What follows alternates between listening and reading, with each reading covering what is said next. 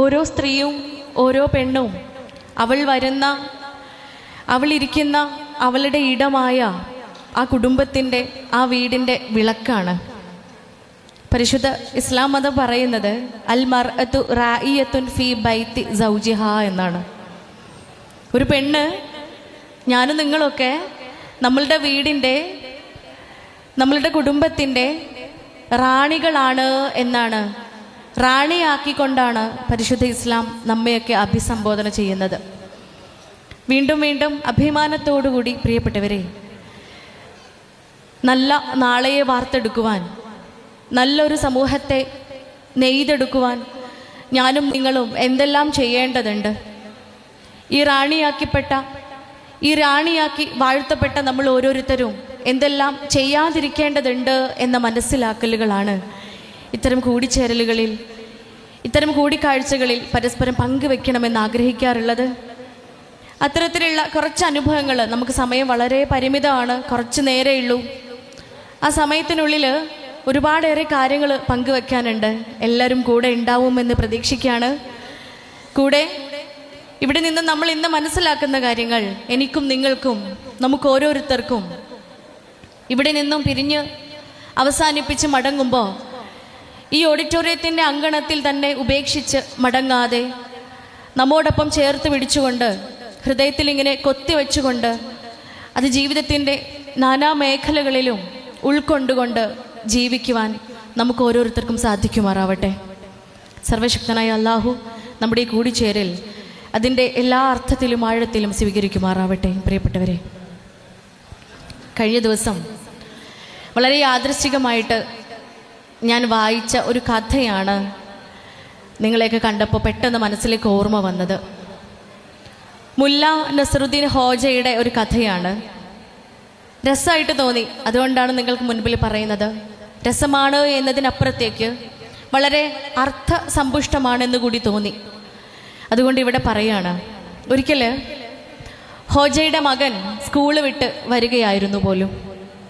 School വിട്ട് വന്നപ്പോൾ ഉപ്പയുടെ അരികിലെത്തി ഉടനെ തന്നെ ബാഗിൽ നിന്നും അവൻ്റെ ആൻസർ ഷീറ്റ് എടുത്തിട്ട്, പരീക്ഷാ പേപ്പർ എടുത്തിട്ട് ഉപ്പാക്ക് കാണിച്ചു കൊടുക്കുകയാണ്. പരീക്ഷാ പേപ്പറിൽ അവൻ തോറ്റുപോയിട്ടുണ്ട്. മുല്ല നസറുദ്ദീൻ ഹോജ എന്ത് ചെയ്തു? കൈ വീശി അവനെ ഒരൊറ്റ അടി കൊടുത്തിട്ട് അവൻ്റെ അടുത്ത് പറഞ്ഞു, ഇത്രേ, ഇനി മേലിൽ മാർക്ക് കുറയാൻ പാടില്ല, ഇനി മേലിൽ നീ തോൽക്കാൻ പാടില്ല, ഈ അടി നീ തോൽക്കാതിരിക്കുവാൻ എന്നും ഒരു ഓർമ്മയായിട്ടിരിക്കട്ടെ എന്ന് പറഞ്ഞു. അടുത്ത ദിവസവും മോന് സ്കൂളിൽ പോയി, സ്കൂളിൽ നിന്ന് വീട്ടിലേക്ക് തിരിച്ചു വരികയാണ്. സ്കൂളിൽ നിന്ന് തിരിച്ചു വരുന്ന സമയത്ത് അവന് ആൻസർ ഷീറ്റ് കാണിച്ചു കൊടുത്തു. ഫുൾ മാർക്കുണ്ട്, ആൻസർ ഷീറ്റിൽ ഫുൾ മാർക്കുണ്ട്. പക്ഷേ അവൻ്റെ ഷർട്ടും പാൻറ്റും മുഴുവൻ, അവൻ്റെ വസ്ത്രം മുഴുവൻ ചെളി പുരണ്ട് കിടക്കുകയാണ്. ചെളിയിൽ ഇങ്ങനെ മുഴുകി കിടക്കുകയാണ് അവൻ്റെ ഡ്രസ്സ് മുഴുവൻ. വാപ്പ ഹോജ എന്ത് ചെയ്തു? കൈ വീശി വീണ്ടും മകനെ ഒരൊറ്റടി കൊടുത്തിട്ട് പറഞ്ഞു, ഇനി മേലിൽ വസ്ത്രത്തിൽ, യൂണിഫോമിൽ, ഡ്രസ്സിൽ ചളിയാക്കി വീട്ടിൽ വരാൻ പാടില്ല, ചളിയാക്കാതെ വീട്ടിൽ വരാൻ വേണ്ടി ഇതെന്നും ഈ അടി നിനക്കൊരു ഓർമ്മയായിട്ടിരിക്കട്ടെ എന്ന്. മൂന്നാമത്തെ ദിവസം അവന് സ്കൂളിൽ പോയി വീട്ടിലേക്ക് തിരിച്ചു വരികയാണ്. തിരിച്ചു വരുമ്പോൾ അവൻ്റെ വസ്ത്രം വളരെ ക്ലീൻ ആൻഡ് നീറ്റായിട്ടിരിക്കുക. ഒരു തുള്ളി ചെളി പോലും ഡ്രസ്സിൽ ഉണ്ടായിരുന്നില്ല, വസ്ത്രത്തിൽ ഉണ്ടായിരുന്നില്ല. ബാഗിനകത്ത് ആൻസർ ഷീറ്റിൽ ഫുൾ മാർക്കും ഉണ്ട്. പക്ഷേ വാപ്പ മുല്ല നസറുദ്ദീൻ ഹോജ കൈ വീശിയിട്ട് മകനിട്ടൊരൊറ്റടി കൊടുത്തിട്ട് പറഞ്ഞു, ഇത്രേ, എത്രയൊക്കെ നല്ലതായി ജീവിച്ചാലും, എങ്ങനെയെല്ലാം ഒക്കെ ശ്രദ്ധിച്ചാലും അടി കിട്ടുന്ന ഒരു ലോകത്താണ് നീ ജീവിക്കുന്നത്. ഈ അടി അത് നിന്നെ ഓർമ്മിപ്പിക്കാൻ സഹായിക്കുമെന്ന് പറഞ്ഞു വെക്കുകയാണ്. കഥ അവിടെ അവസാനിക്കാം. ഈ കഥ വായിച്ച സമയത്ത് ഞാൻ ഓർത്ത് ഒന്നുണ്ട് പ്രിയപ്പെട്ടവരെ, ശരിയാണ് അല്ലേ? എത്രയൊക്കെ നമ്മൾ കരുതിയാലും, എത്രയൊക്കെ നമ്മുടെ ജീവിതത്തെ നമ്മൾ ശുദ്ധീകരിച്ച് കൊണ്ടുപോകാൻ ശ്രമിക്കുമ്പോഴും അവിടെ നിന്നും ഇവിടെ നിന്നൊക്കെ അപകടങ്ങൾ, ചതിക്കുഴികൾ നമ്മെ ഇങ്ങനെ മാടി വിളിക്കുന്ന വല്ലാത്തൊരു കാലഘട്ടത്തിലാണ് നമ്മളൊക്കെ ജീവിക്കുന്നത്. അതുകൊണ്ട് തന്നെ എന്നെക്കൊണ്ട് എത്ര സാധിക്കുമോ അത്രയേറെ എൻ്റെ ജീവിതത്തെ മനോഹരമാക്കുവാൻ, എൻ്റെ ജീവിതത്തെ ശുദ്ധീകരിക്കുവാൻ ഞാനും നിങ്ങളുമൊക്കെ ശ്രമിക്കേണ്ടതുണ്ട്, ശ്രദ്ധിക്കേണ്ടതുണ്ട്. നമുക്കറിയാം, ഈ 7 വർഷത്തെ ഞാൻ എൻ്റെ മെഡിക്കൽ പഠനമൊക്കെ കഴിഞ്ഞ് സ്വന്തമായിട്ട് ക്ലിനിക്കിട്ട് അല്ലെങ്കിൽ എൻ്റെ ദൗത്യം തുടങ്ങിയിട്ട് ഏകദേശം 7 വർഷക്കാലമായി. ഈ 7 വർഷത്തിൻ്റെ എൻ്റെ അനുഭവത്തിൽ നിന്നും ഞാൻ പലപ്പോഴും ചിന്തിക്കാറുള്ളൊരു കാര്യമുണ്ട്. ഞാനും നിങ്ങളൊക്കെ പലതുകൾ കൊണ്ട് അനുഗ്രഹിക്കപ്പെട്ടതാണ്. നിങ്ങളൊക്കെ ഇവിടെ ഇല്ലേ? എല്ലാവരും ഉണ്ടോ? ഒന്ന് ആന്ന് പറയോ? ഉണ്ടെങ്കിൽ ഉണ്ട്. കുറേ ആളുകൾ എനിക്ക് കാണുന്നുണ്ട്. പക്ഷെ നിങ്ങളെൻ്റെ കൂടെ ഉണ്ടോ എന്നറിയില്ലല്ലോ. പുറേ പോയിട്ടില്ലല്ലോ ആരും. അപ്പോൾ കൂടെ ഉണ്ട് എന്നുള്ള പ്രതീക്ഷയിൽ നമ്മളൊക്കെ അനുഗ്രഹങ്ങൾ തന്നിട്ടുണ്ടല്ലേ പഠിച്ചോനെ? ഉണ്ടോ? പലതരത്തിൽ പല വിധങ്ങൾ കൊണ്ട് നമ്മൾ അനുഗ്രഹിക്കപ്പെട്ടവരാണ്. ചിലർ ആരോഗ്യം കൊണ്ട് അനുഗ്രഹിക്കപ്പെട്ടവരുണ്ട്, ചില ആളുകൾ സമ്പത്ത് കൊണ്ട് അനുഗ്രഹിക്കപ്പെട്ടവരുണ്ട്, സ്ഥാനമാനങ്ങൾ കൊണ്ട് അനുഗ്രഹിക്കപ്പെട്ടവരുണ്ട്, പേരും പ്രശസ്തിയും കൊണ്ട് അനുഗ്രഹിക്കപ്പെട്ടവരുണ്ട്. ഇങ്ങനെ തുടങ്ങിയിട്ട് ഒരുപാടേറെ കാര്യങ്ങൾ കൊണ്ട് പടച്ചോന് ദൈവം അള്ളാഹു നമ്മയൊക്കെ അനുഗ്രഹിച്ചിട്ടുണ്ട്. പക്ഷെ ഉണ്ടല്ലോ, ഈ അനുഗ്രഹങ്ങളൊക്കെ പടച്ചോൻ നമുക്ക് തന്നിട്ടുള്ള ഈ അനുഗ്രഹങ്ങളെല്ലാം അതേ അർത്ഥത്തിലും ആഴത്തിലും നമുക്ക് ആസ്വദിക്കാൻ പറ്റണമെന്നുണ്ടെങ്കിൽ നമുക്ക് അതിനൊക്കെ ഇങ്ങനെ നമ്മളെ ജീവിതത്തിൽ അള്ളാഹു എനിക്ക് ഇത്രയും അനുഗ്രഹങ്ങളുണ്ടല്ലോ, പടച്ചോനെ എനിക്ക് ഇത്രയും അനുഗ്രഹങ്ങൾ തന്നല്ലോ എന്ന് പറഞ്ഞുകൊണ്ട് ആ അനുഗ്രഹങ്ങളെ ജീവിതത്തിൽ ആസ്വദിക്കാൻ പറ്റണമെങ്കിൽ ഈ അനുഗ്രഹങ്ങളുടെ കൂടെ നമുക്ക് ഉണ്ടാവേണ്ട മറ്റൊന്നുണ്ട്. അതാണ് സ്വസ്ഥതയും സമാധാനവും. നമ്മളെ വീട്ടിലുള്ള നമ്മളെ കുടുംബത്തിലുള്ള സ്വസ്ഥതയും സമാധാനവും. ഇങ്ങനെ എപ്പോഴും ഞാൻ ചിന്തിക്കാനുള്ള കാരണം എന്താണെന്നറിയോ? പലപ്പോഴും എൻ്റെ ക്ലിനിക്കിൽ സ്വസ്ഥതയും സമാധാനവും ഇല്ലാതെ പ്രശ്നങ്ങളും പരിഭവങ്ങളും പ്രയാസങ്ങളും ഒക്കെ ആയിട്ട് പരിഹാരം തേടി വരുന്ന മനുഷ്യന്മാർ ഇങ്ങനെയൊക്കെ അനുഗ്രഹിക്കപ്പെട്ട ആളുകളാണ്. ഈ പറഞ്ഞ രൂപത്തിലൊക്കെ അനുഗ്രഹിക്കപ്പെട്ട ആളുകൾ വരാറുണ്ട്. പേരും പ്രശസ്തിയുള്ള ആളുകൾ, സ്ഥാനമാനങ്ങളുള്ള ആളുകൾ, സമ്പത്ത് കൊണ്ട് അനുഗ്രഹിക്കപ്പെട്ട ആളുകൾ, നല്ല ആരോഗ്യമുള്ള മനുഷ്യർ, ഒരുപാട് സമയം പടച്ചവനോട് ഇബാദത്ത് ചെയ്ത് നന്മകൾ ചെയ്ത് ജീവിക്കാൻ ഏറെ സമയം നൽകി അനുഗ്രഹിക്കപ്പെട്ട ആളുകൾ. ഇങ്ങനെയൊക്കെ അനുഗ്രഹങ്ങൾ നൽകപ്പെട്ട ആളുകളും വരും. എന്തിന്? പ്രശ്നവും പ്രയാസവും പരിഭവമൊക്കെ ആയിട്ട്. അപ്പോഴൊക്കെ മനസ്സിൽ ഇങ്ങനെ ഉറച്ച് വിശ്വസിക്കുന്ന ഒന്നാണ്, എന്തുണ്ടായിട്ടും കാര്യമില്ല കേട്ടാ, ഫാമിലി ഈസ് ഫസ്റ്റ്. എന്തുണ്ടായിട്ടും കാര്യമില്ല, ഫാമിലി ഈസ് ഫസ്റ്റ്. കുടുംബമാണ് ആദ്യം, എൻ്റെ കുടുംബമാണ് ആദ്യം. ആ കുടുംബത്തിൻ്റെ അർത്ഥം പൂർണ്ണമാകുന്നത് വരെ കൂടുമ്പോൾ ഇമ്പം പകരുന്ന ആ ഇടം ഉണ്ടല്ലോ, അതിൻ്റെ ഇമ്പം ആ മസ്കൻ എന്നാണ് പരിശുദ്ധ ഖുർആൻ അഭിസംബോധന ചെയ്യുന്നത്. നമ്മളൊക്കെ വീട് നമുക്ക് വാങ്ങാൻ കിട്ടും, പക്ഷെ ഭവനം വാങ്ങാൻ കിട്ടൂല. ഈ ഭവനത്തിന് നൽകുന്ന പേരാണ് മസ്കൻ. മസ്കൻ എന്ന് പറഞ്ഞാൽ ഭൂമിയിൽ തന്നെ ലോകത്തിൽ തന്നെ ഏറ്റവും സമാധാനമുള്ള ഇടം എന്നാണ് മസ്കനിൻ്റെ അർത്ഥം. ഈ മസ്കൻ എന്ന പേര് വെച്ചിട്ട് ആ പടച്ചോന് നമ്മളൊക്കെ വീടിനെ വിളിക്കുന്നത് പ്രിയപ്പെട്ടവരെ. അതിൻ്റെ ഉള്ളിൽ, ആ വീടിൻ്റെ ഉള്ളിൽ, ആ പൊരേൻ്റെ ഉള്ളിൽ സ്വസ്ഥതയും സമാധാനവും ഇല്ലെങ്കിൽ ഈ അനുഗ്രഹങ്ങളൊക്കെ കുപ്പത്തൊട്ടിക്ക് വലിച്ചെറിയാനേ പറ്റുള്ളൂ. ഈ അനുഗ്രഹങ്ങളൊന്നും നമുക്ക് ആസ്വദിക്കാൻ പറ്റില്ല. എങ്ങനെയാണ് അവിടെ സ്വസ്ഥത ഉണ്ടാക്കുക? എങ്ങനെയാണ് അവിടെ സമാധാനം ഉണ്ടാക്കുക? എന്താ അതിന് ഞാൻ ചെയ്യേണ്ടത്? ഞാൻ എപ്പോഴും മനസ്സിലാലോചിക്കുന്ന കാര്യമാണ്. ഈ സ്വസ്ഥതയും സമാധാനം ഉണ്ടാക്കാൻ, ഈ സ്വസ്ഥതയും സമാധാനം നിലനിർത്താൻ, ഈ സന്തോഷവും ആഹ്ലാദമൊക്കെ ഇങ്ങനെ തന്നെ നിലനിർത്താൻ ഞാൻ എന്തൊക്കെ ചെയ്യണം? ഞാൻ എന്തെല്ലാം ചെയ്യാതിരിക്കണം? പ്രിയപ്പെട്ടവരെ, പലപ്പോഴും തോന്നാറുള്ള കാര്യമാണ് എന്നിൽ അർപ്പിതമായിട്ടുള്ള ബാധ്യതകൾ. പരിശുദ്ധ ഖുർആനിൽ പറയണത് നാളെ നീ ചോദ്യം ചെയ്യപ്പെടുമെന്നാണ്. നാളെ നിന്നോട് ഞാൻ ചോദ്യം ചെയ്യുക തന്നെ ചെയ്യുമെന്നാണ് അള്ളാഹു പറയുന്നത്. എന്തിനെക്കുറിച്ചാ ചോദ്യം ചെയ്യാം? നിനക്ക് ബാധ്യതകൾ നൽകിയിട്ടുണ്ട്, നിനക്ക് ബാധ്യതകൾ നൽകപ്പെട്ടിട്ടുണ്ട്. ആ ബാധ്യതകളെ കുറിച്ച് നിന്നോട് ഞാൻ ചോദ്യം ചെയ്യുക തന്നെ ചെയ്യുമെന്ന് പറഞ്ഞിട്ട് അടുത്ത വരിയിൽ പറയുന്നത് എന്താണെന്നറിയോ? നിങ്ങളിൽ ആണുങ്ങൾക്ക്, നിങ്ങളിൽ പുരുഷന്മാർക്ക് ബാധ്യതയാക്കി നൽകിയിട്ടുള്ളത് അവരുടെ മാതാപിതാക്കൾ, അവരുടെ ഭാര്യാസന്താനങ്ങൾ. മാതാപിതാക്കളും ഭാര്യാസന്താനങ്ങളും ഒരു പുരുഷന്, ഒരാണിന് നാളെ അള്ളാഹു ചോദ്യം ചെയ്യുന്ന രൂപത്തിൽ ബാധ്യതയാക്കി നൽകിയിട്ടുണ്ട് എങ്കിൽ സ്ത്രീക്ക് കൊടുത്തിട്ടുള്ളത് അവൾ അവളുടെ കുടുംബത്തിൻ്റെ റാണിയാണ് എന്നാണ്. ആ ഒരൊറ്റ വാക്കിൽ തന്നെ ഉണ്ട് അല്ലേ? ആ കുടുംബത്തിൻ്റെ റാണിയാണ് അവൾ എന്ന് പറയുമ്പോൾ ഉമ്മ, വാപ്പ, മക്കള്, പെങ്ങന്മാര്, അനിയന്മാര്, ആങ്ങളമാരെന്ന് ഇട്ട് വ്യത്യസ്തമായിട്ടും തരംതിരിച്ച് കൊടുക്കേണ്ട കാര്യമില്ല. ആ കുടുംബത്തിൻ്റെ, ആ വീടിൻ്റെ റാണിയാണ് അവൾ എന്ന് പറഞ്ഞു വെക്കുമ്പോൾ പ്രിയപ്പെട്ടവരെ, ഞാൻ ചിന്തിക്കേണ്ടതുണ്ട് എന്നിൽ അർപ്പിതമായ ബാധ്യതകൾ. എന്നിൽ അർപ്പിതമായ ബാധ്യതകളെ യഥാവിധം ഞാൻ പൂർത്തിയാക്കുമ്പോൾ, ആ ബാധ്യതകളെ ഞാൻ ഏറ്റവും മനോഹരമാക്കുമ്പോൾ എൻ്റെ ഇടം അത് മസ്കനാക്കി തീർക്കാൻ എനിക്ക് പറ്റും. ഞാൻ മകളായി ജനിച്ചവളാണ്. എൻ്റെ ഉമ്മാൻ്റെയും ഉപ്പാൻ്റെയും മകളായി ജനിച്ച എനിക്ക് എൻ്റെ ബാധ്യത എന്താണ്? ഏറ്റവും മികച്ച മകളാവുക എന്നതാ. നാളെ പഠിച്ചവൻ എന്നോട് ചോദിക്കും, നീ നല്ല മകളായിരുന്നോ? ഈ നല്ല മോളായിരുന്നോ? എൻ്റെ ഉമ്മയും ഉപ്പ നീ കാരണം കരഞ്ഞിട്ടുണ്ടോ? എൻ്റെ മാതാപിതാക്കളുടെ കണ്ണ് നിറഞ്ഞിട്ടുണ്ടോ? അവർ പ്രയാസപ്പെട്ടിട്ടുണ്ടോ? അവർ നീ ഉണ്ടായിപ്പോയല്ലോ എന്ന് മനസ്സിൻ്റെ ഉള്ളിൽ ഇങ്ങനെ ഗദ്ഗതം പറഞ്ഞിട്ടുണ്ടോ? നീ കാരണം അവർ പ്രതിസന്ധിയിലായിട്ടുണ്ടോ? പഠിച്ചും ചോദിക്കുമ്പോൾ ഇല്ല റബ്ബേ എന്ന് പറയാൻ പറ്റണമെങ്കിൽ പ്രിയപ്പെട്ടവരെ നല്ല മകളാവണ്ടേ, ഏറ്റവും മികച്ച മകളാവണ്ടേ ഞാൻ. അതുകൊണ്ട് മകളായി ജനിച്ച, മകനായി ജനിച്ച നമ്മൾ ഓരോരുത്തരും നല്ല മകനാവുവാനും നല്ല മകളാകുവാനും ശ്രമിക്കേണ്ടതുണ്ട്. അതാണ് എൻ്റെ ആദ്യത്തെ ബാധ്യത. കൂടെ പെങ്ങളായി ജനിച്ച ഞാൻ, ആങ്ങളയായി ജനിച്ചവർ ഏറ്റവും നല്ല ആങ്ങളമാരാകുവാനും ഏറ്റവും മികച്ച പെങ്ങളാകുവാനും ശ്രമിക്കുമ്പോൾ എങ്ങനെയാ പ്രിയപ്പെട്ടവരെ ഒരു തെങ്ങ് ഏറെ പോയതിൽ, ഒരു സെൻറ്റ് ഏറെ കൊടുത്തതിൽ, അല്ലെങ്കിൽ 2 സെൻറ്റ് ഏറെ കൊടുത്തതിൽ പ്രശ്നവും പരിഭവവും കലഹങ്ങളും ഉണ്ടാവുക? നിങ്ങൾ ആലോചിച്ച് നോക്കൂ. നമ്മളിൽ അർപ്പിതമായ ഓരോ ബാധ്യതകളെയും ഏറ്റവും മനോഹരമായി നിറവേറ്റേണ്ടതിൻ്റെ പ്രാധാന്യമാണ് ഇവിടെ നമ്മൾ കണ്ടത്. എന്തിനിതൊക്കെ? എന്തിനാണ് ഇങ്ങനെയൊക്കെ ചെയ്യുന്നത്? ഇതൊക്കെ കഷ്ടപ്പാടുള്ള കാര്യമാണല്ലേ. നിങ്ങളിൽ ഏറ്റവും ഉത്തമൻ നിങ്ങളുടെ ഭാര്യമാരോട്, നിങ്ങളുടെ വീട്ടിലുള്ള ഇണയോട് ഏറ്റവും മനോഹരമായി പെരുമാറുന്നവനാണ് എന്ന് പ്രവാചകൻ പറഞ്ഞു വെച്ചിട്ടുണ്ടെങ്കിൽ എന്തിനാ പെരുമാറ്റങ്ങളെക്കുറിച്ച് ഇത്രയേറെ പരിശുദ്ധ ഖുർആനിൽ പറഞ്ഞിട്ടുള്ളത്? നിങ്ങൾ ഭൂമിയിലൂടെ വിനയാന്വിതരായി നടക്കുക, നിങ്ങൾ പുഞ്ചിരിക്കുക. ഒരു പുഞ്ചിരി പോലും സ്വതക്കയാക്കി മാറ്റിയിട്ടുണ്ട്. ചിന്തിച്ചു നോക്കൂ. എല്ലാ സ്വഹാബിമാരും അവരുടെ കൈകളിലുള്ള ധനങ്ങളെല്ലാം ഇങ്ങനെ ദാനധർമ്മം ചെയ്തുകൊണ്ടിരിക്കുക, സ്വതക്ക നൽകിക്കൊണ്ടിരിക്കുക.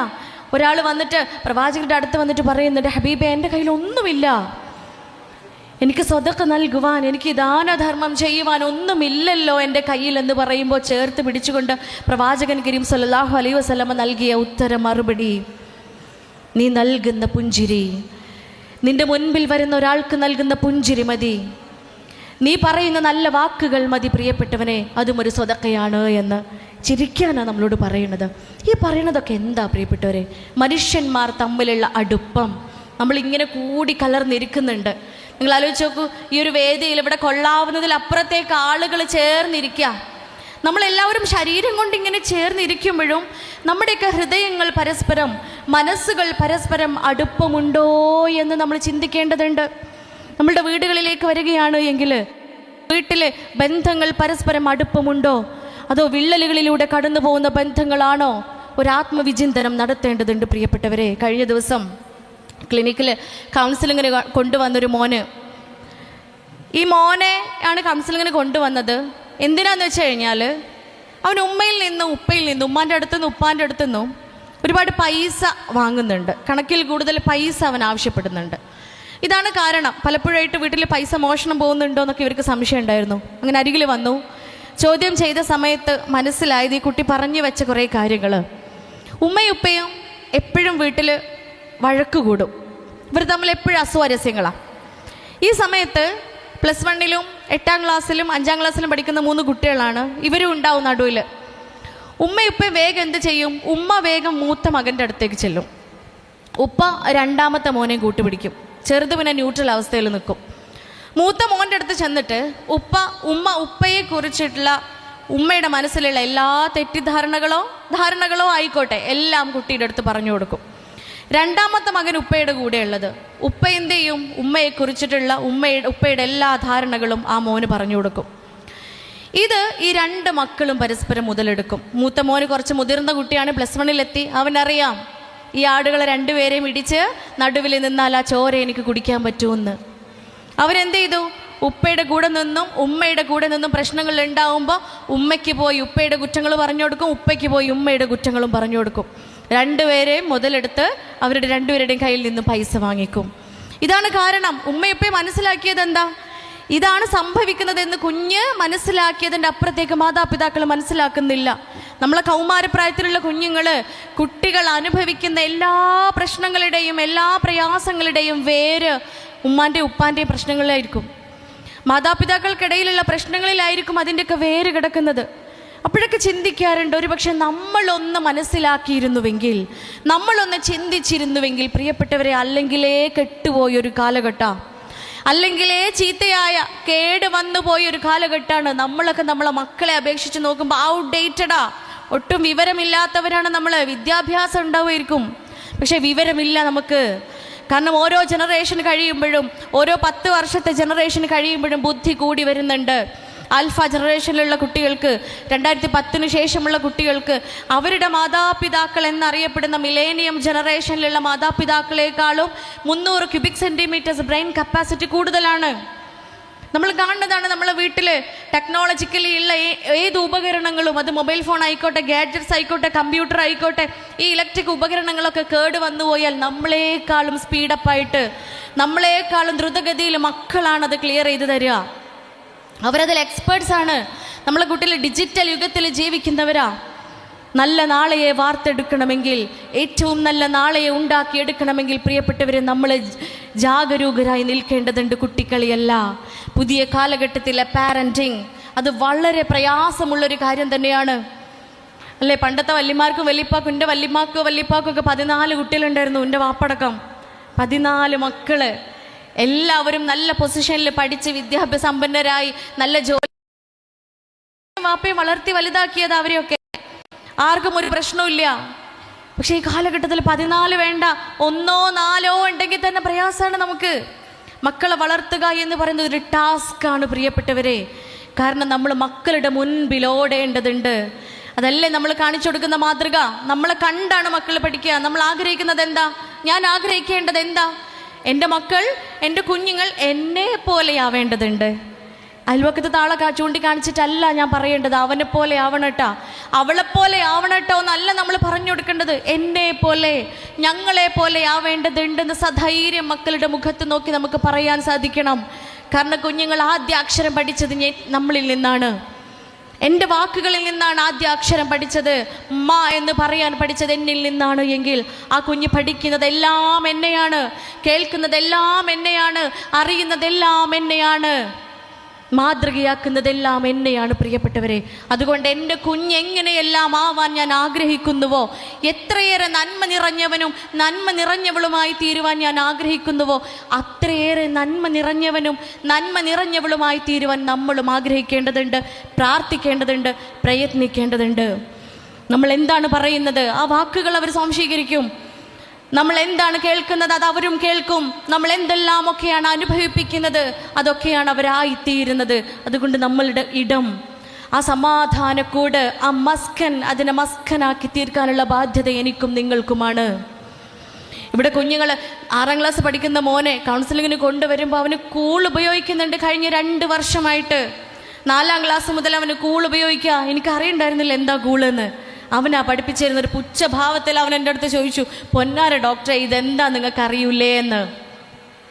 കയ്യിലെടുത്തിട്ടേ എൻ്റെ കയ്യിൽ തന്നിട്ട് അവൻ എന്നോട് ചോദിക്കുക, പൊന്നാര ഡോക്ടറെ ഇതെന്താ നിങ്ങൾക്ക് അറിയൂലേ എന്ന്. അന്താളിച്ച് നിൽക്കുമ്പോൾ അവൻ എൻ്റെ അടുത്ത് പറയാ, അതൊന്ന് ചുണ്ടിൻ്റെ താഴെ വെച്ചോക്കി, നിങ്ങൾക്ക് സ്വർഗം കാണാൻ പറ്റും. അത് ചുണ്ടിൻ്റെ താഴെ വെച്ചാൽ നിങ്ങൾക്ക് സ്വർഗം കാണാൻ പറ്റുമെന്ന്. 6ാം ക്ലാസ്സുകാരൻ കൂളിൻ്റെ സുഖം അനുഭവിച്ച് തുടങ്ങിയെങ്കിൽ, കഴിഞ്ഞ ദിവസം കൗൺസിലിങ്ങിന് വന്നൊരു മോള്, ആ കുട്ടിയുടെ ആ ഉമ്മ ഉപ്പ പറഞ്ഞ അനുഭവം കേട്ട് കഴിഞ്ഞാൽ പ്രിയപ്പെട്ടവരെ കണ്ണ് നിറഞ്ഞു പോവും. മോള് സ്കൂളിൽ പോയി കഴിഞ്ഞ് ഉമ്മയും ഉപ്പയൊക്കെ വീട് ക്ലീൻ ചെയ്യാണ്. ക്ലീൻ ചെയ്യുന്നതിൻ്റെ ഇടയിൽ ഉമ്മ അടിച്ച് വാരുന്നതിൻ്റെ ഇടയിൽ കട്ടിൻ്റെ ചുവട്ടിൽ ചൂല് എവിടെയോ തട്ടുന്നുണ്ട്. തലയിട്ട് നോക്കുമ്പോൾ കട്ടിലിൻ്റെ താഴെ ഒരാൾ കിടക്കുക. ഉടനെ പോലീസിനെ വിളിച്ചു. വന്ന് നോക്കുമ്പോൾ കള്ളനല്ല, കക്കാൻ കയറിയതല്ല, 9ാം ക്ലാസ് പഠിക്കുന്ന മോള് 6 മാസമായിട്ട് ഈ ആൺകുട്ടിയെ വിളിച്ചു വരുത്താണ് വീട്ടിലേക്ക്. 6 മാസമായിട്ട് ആ വീട്ടിലെ സ്ഥിരം അന്തേവാസിയാണ് ഈ പയ്യൻ. അപ്പം വരും, രാവിലെ ആകുമ്പോൾ ഇറങ്ങിപ്പോവും. പോലീസ് വന്നിട്ട് ചോദിച്ചപ്പോൾ ഇവിടെ താമസിക്കുകയാണോ എന്ന്. അല്ല സാറേ, ഞാൻ രാവിലെ 5 മണിയാകുമ്പോൾ ഇറങ്ങിപ്പോകുമെന്ന് പറഞ്ഞു. പിന്നെ എന്താ അന്ന് സംഭവിച്ചത്? റേപ്പ് പൗഡർ എന്ന് പറയുന്ന ഒരു പൗഡറുണ്ട്. ഓൻ്റെ ഫ്രണ്ട്സ് ഓൻ ആ പൗഡർ കൊടുത്തു അത്രേ. ആ പൗഡർ കൊടുത്തു കഴിഞ്ഞാൽ ഒന്നും പിന്നെ അറിയണ്ട, വല്ലാത്തൊരു ആനന്ദത്തിലേക്ക് എത്തുമെന്ന്. ഈ പൗഡർ കഴിച്ചു അവർ 2 പേരും. 9ാം ക്ലാസ് പഠിക്കുന്ന പെൺകുട്ടിയും 9ാം ക്ലാസ് പഠിക്കുന്ന ആൺകുട്ടി ഈ പൗഡർ കഴിക്കുകയാണ്. ആ പൗഡർ കഴിച്ചു കഴിഞ്ഞ് 5 മണിക്ക് ഓൻ ഉണരാൻ പറ്റിയില്ല, ഉറങ്ങിപ്പോയി എന്ന്. ആലോചിച്ച് നോക്കൂ, എന്തെല്ലാം മെറ്റീരിയൽസാണ് നമ്മുടെ നാട്ടിൽ അവൈലബിൾ ആയിട്ടുള്ളത്.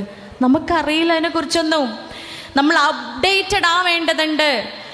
നമ്മൾ വിവരത്തിൻ്റെ കാര്യത്തിൽ പുതിയ കാലഘട്ടത്തിനെ കുറിച്ച് വിവരമുള്ളവരായി തീരേണ്ടവരുണ്ട് പ്രിയപ്പെട്ടവരെ. സംഗതി ഉമ്മയും വാപ്പയൊക്കെ തന്നെയാണ് അല്ലേ? മക്കളെക്കാളും 20, 25, 30, 40 വയസ്സൊക്കെ നമുക്ക് മൂപ്പൊക്കെ ഉണ്ടാവും. പക്ഷേ അറിവിൻ്റെ കാര്യത്തിൽ, പുതിയ കാലഘട്ടത്തിൻ്റെ അറിവിൻ്റെ കാര്യത്തിൽ, മക്കളുടെ അറിവിൻ്റെ കാര്യത്തിൽ നമ്മൾക്കൊന്നും അറിയില്ല. 0 ആണ്, വട്ടപൂജയാണ് നമ്മൾ.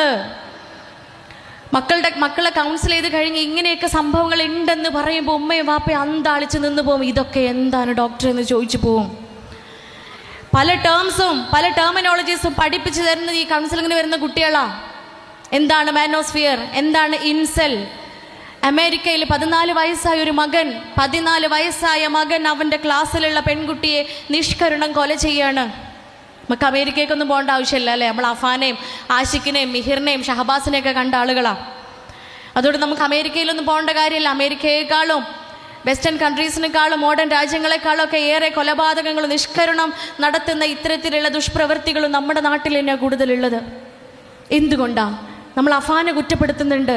ആ കുട്ടിയെ ശപിക്കാത്ത ഉമ്മമാരും വാപ്പമാരും കേരളക്കരയിൽ ഉണ്ടാവില്ല. ആഷിഖിനെ നമ്മൾ ശപിച്ചു, ആഷിഖിനെ നമ്മൾ പ്രാഗി പറഞ്ഞു, ഉമ്മാനെ കഴുത്തറുത്ത് കൊന്നോനാണ്. മിഹിറിനെ നമ്മൾ കണ്ടു, 24 നിലയുടെ മുകളിലെ ചാടി അവിടെ നിന്നും താഴേക്ക് വീണ് ആത്മഹത്യ ചെയ്ത മിഹിർ. ഇവരൊക്കെ നമ്മൾ പരിചയപ്പെട്ടിട്ടുണ്ട്.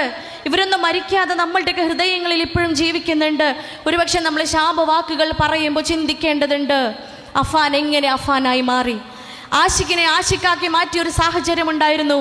കുഞ്ഞു പ്രായത്തിൽ, ചെറിയ പ്രായത്തിൽ 4ാം ക്ലാസ്സിലും 5ാം ക്ലാസ്സിലും പഠിക്കുന്ന കുട്ടിക്ക് ആര് ലഹരി എത്തിച്ചു കൊടുത്തു? നമ്മൾ ചിന്തിക്കണം. നമ്മളാണ് കാരണക്കാരനെങ്കിൽ, നമ്മളാണ് അതിന് കാരണക്കാരനെങ്കിൽ പ്രിയപ്പെട്ടവരെ ഉത്തരം നൽകേണ്ടി വരും. നമ്മൾ ഉണർന്ന് ചിന്തിക്കേണ്ടതുണ്ട്. നമ്മളെ കയ്യിൽ എല്ലാ സൗകര്യങ്ങളും ഉണ്ട്. മൊബൈൽ ഫോണുണ്ട്, വിവരങ്ങൾ ലഭിക്കാനുള്ള എല്ലാ എക്യുപ്മെൻസും നമ്മളെ കയ്യിലുണ്ട്, എല്ലാ സൗകര്യങ്ങളുമുണ്ട്. അവ ഉപയോഗപ്പെടുത്തിക്കൊണ്ട് നമ്മുടെ പാരൻറ്റിങ് എന്ന് പറയുന്ന, രക്ഷാകർതൃത്വം എന്ന് പറയുന്ന മനോഹരമായ കർമ്മത്തെ ഇത്തിരി കൂടി സീരിയസ് ആയിട്ട് കാണുക, കുറച്ചും കൂടി സീരിയസ് ആയിട്ട് കാണുക. അല്ല എങ്കിൽ നാളെ എന്ന് പറയുന്ന സമൂഹം എന്തായിത്തീരും? നാളെ എന്ന് പറയുന്ന ഒരു കാലഘട്ടത്തിൽ ജീവിക്കാൻ പോലും നമുക്ക് സാധിക്കാത്ത സാഹചര്യം വരും. നമ്മുടെ കുഞ്ഞുങ്ങളാ. ഇന്നും ഇന്നലെയൊക്കെ നമ്മൾ പത്രത്താളുകൾ കണ്ടത് ആരാൻ്റെ മക്കളെ കുറിച്ചാ അല്ലേ? നമ്മൾ ഇതുവരെ വായിച്ചതും കേട്ടതൊക്കെ ആരാൻ്റെ കുട്ടികളെ കുറിച്ചാ. എന്നിട്ട് പോലും നമ്മുടെ ഹൃദയം നുറുങ്ങുന്ന വേദനയായിരുന്നു. നാളെ ഒരു പക്ഷേ നമ്മുടെ മക്കളായി തീരാതിരിക്കുവാൻ, ഞാൻ അറിയുന്ന എനിക്ക് പ്രിയപ്പെട്ട എൻ്റെ അരികിലുള്ള കുഞ്ഞുങ്ങളായി തീരാതിരിക്കുവാൻ ഞാൻ എന്ത് ചെയ്യേണ്ടതുണ്ട്? നമ്മൾ അപ്ഡേറ്റഡ് ആവണം. നമുക്കൊന്നും അറിയില്ല, ഒരു ചുക്കും അറിയില്ല. ഫോണിൻ്റെ DP മാറ്റണമെങ്കിൽ വരെ 4 വയസ്സായ കുട്ടി വരണം ഇല്ലേ? മൊബൈൽ ഫോണിൻ്റെ DP ഒന്ന് പ്രയാസപ്പെട്ട് മാറ്റണമെങ്കിൽ പോലും 4 വയസ്സായ കുട്ടി വരണമെങ്കിൽ, പ്രായമായ വയസ്സായ വല്യമ്മയും വല്യപ്പയും വീട്ടിലുണ്ടെങ്കിൽ ഓരോരുത്തല്ല നമ്മൾ മൊബൈൽ ഫോൺ കൊടുക്കുക, കുട്ടീനെ വിളിക്കുക. കാരണം അവൻ ജീവിക്കുന്നത്, അവൻ ജനിച്ചു വീണത് ഡിജിറ്റൽ കാലഘട്ടത്തിലേക്കാണ്. ഡിജിറ്റലി ലിറ്ററേറ്റഡ് ആണ് അവൻ ജീവിക്കുന്നത്. തീർത്തും ഡിജിറ്റലി ഇല്ലിറ്ററേറ്റഡ് ആയ നമ്മുടെ കൂടെയാണ്. നമ്മൾ ജനിച്ച് വളർച്ചയുടെ ഒരു സ്റ്റേജിലെത്തുമ്പോഴാണ് ഡിജിറ്റൽ യുഗം വരുന്നത്. ഈ സ്ക്രീനും മൊബൈൽ ഫോണും ഗാഡ്ജറ്റ്സും ഒക്കെ നമ്മൾ ഇത്രയും ഫെമിലിയർ ആവുന്നത് നമ്മുടെ ജീവിതത്തിൻ്റെ ഏതോ ഒരു സന്ദർഭത്തിൽ വെച്ചിട്ടാണ്. പക്ഷെ നമ്മൾ കുട്ടികൾ ജനിച്ച് വീണത് തന്നെ ഡിജിറ്റൽ യുഗത്തിലേക്കാണ് പ്രിയപ്പെട്ടവരെ, ഇല്ലേ? കുട്ടി ഗർഭത്തിലിരിക്കുമ്പോൾ പോലും ഉമ്മാക്ക് താരാട്ട് പാട്ട് പാടാൻ നേരം ഉണ്ടായിരുന്നില്ല. പാട്ട് എയിലട്ടെടുത്തത് ഇല്ലേ? ചിത്ര ചേച്ചിയുടെ പാട്ടിട്ടെടുത്തു.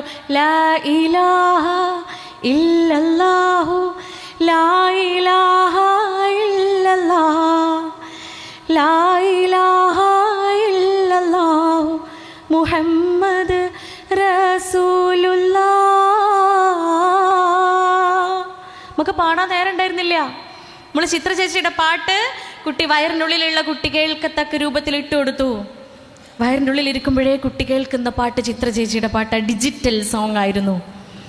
അതൊക്കെ കഴിഞ്ഞ് ഹോസ്പിറ്റലിൽ നിന്ന് കുഞ്ഞിനെ പുറത്തുനിന്ന് വാങ്ങുമ്പോൾ നഴ്സ് പുറത്തേക്ക് കുഞ്ഞിനെ കൊടുക്കൂല്ലേ?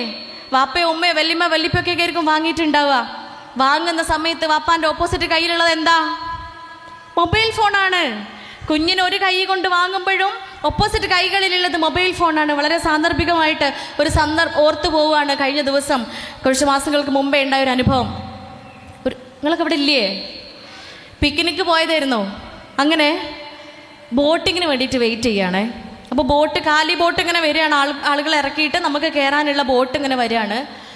അപ്പോൾ വെള്ളത്തിൻ്റെ സൈഡിൽ തന്നെ എല്ലാവരും വെയിറ്റ് ചെയ്യുക, ക്യൂ നിൽക്കുകയാണ്. അപ്പോൾ തൊട്ടരികിൽ ഒരു പാർട്ടീഷനിൽ ഇങ്ങനെ ഒരു സ്ത്രീയും ആ സ്ത്രീയുടെ കുട്ടിയും 2 വയസ്സായ ഒരു കുട്ടി നിൽക്കുന്നുണ്ട്. കളിക്കുന്നതിനിടയിൽ ആ കുട്ടി പെട്ടെന്ന് വെള്ളത്തിലേക്ക് വീണു. ഈ കുട്ടി വെള്ളത്തിലേക്ക് വീഴാണ്.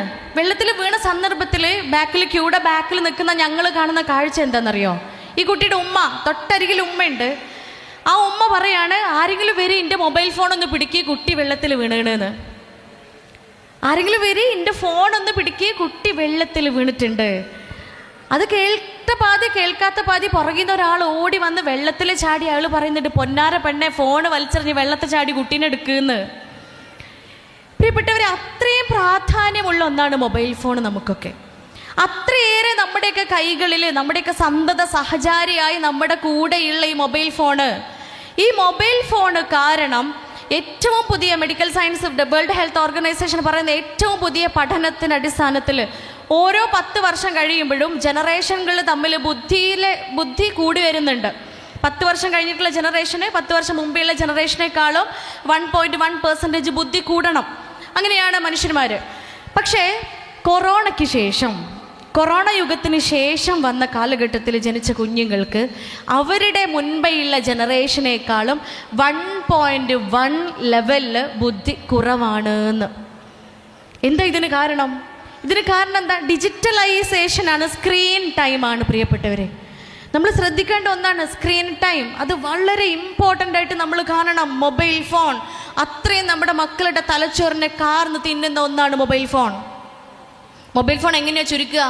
2 വയസ്സ് വരെയുള്ള കുഞ്ഞുങ്ങൾക്ക് മൊബൈൽ ഫോൺ കൊടുക്കുകയേ ചെയ്യരുത്. സാധാരണ ക്ലിനിക്കിൽ കാണുന്നത് എന്തെങ്കിലും പ്രശ്നങ്ങൾ വരുമ്പോഴത്തേന് മൊബൈൽ ഫോണൊക്കെ ലോക്കറിൽ വെച്ച് നോക്കിയൻ്റെ മറ്റേ കുഞ്ഞു ഫോണില്ലേ അതാക്കിയിട്ട് വരും എല്ലാവരും. സ്മാർട്ട് ഫോണൊക്കെ ലോക്കറിൽ വെച്ചിട്ടുണ്ടാവും. അങ്ങനെയല്ല, പ്രശ്നങ്ങളും പ്രയാസങ്ങളും ഉണ്ടാവാൻ കാത്തിരിക്കണ്ട.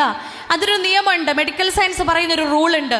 ഈ റൂള് നമ്മൾ വീട്ടിൽ ഫോളോ അപ്പ് ചെയ്താൽ മതി. പൂർണ്ണമായിട്ട് മൊബൈൽ ഫോണിനെ ഇല്ലാതെയാക്കുകയല്ല, ഒഴിവാക്കുകയല്ല ചെയ്യേണ്ടത്.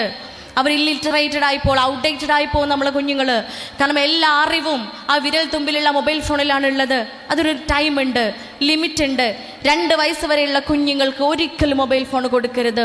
സ്ക്രീൻ അവർക്ക് കാണിച്ചു കൊടുക്കുകയേ ചെയ്യരുത്. കരഞ്ഞോട്ടെ, ചിലപ്പോൾ പൂപ്പി കാണാതെ ഭക്ഷണം കഴിക്കൂല, കാത്തു കാണാതെ ഭക്ഷണം കഴിക്കൂല എന്നുണ്ടെങ്കിൽ കഴിക്കണ്ട. ഒരു നേരം കുട്ടി കഴിക്കണ്ട. വാശി കാണിച്ച് കരഞ്ഞ് ഭൂമിയിൽ ഒരു കുട്ടി ഇതുവരെ മരിച്ചിട്ടില്ല. 1-2 ദിവസം പട്ടിണി കിടന്ന് കരഞ്ഞിട്ട് ഭൂമിയിൽ ഒരു കുട്ടി ഇതുവരെ മരിച്ചിട്ടില്ല. പ്രിയപ്പെട്ടവരെ, വാശി കാണിച്ചിട്ട് കരയട്ടെ.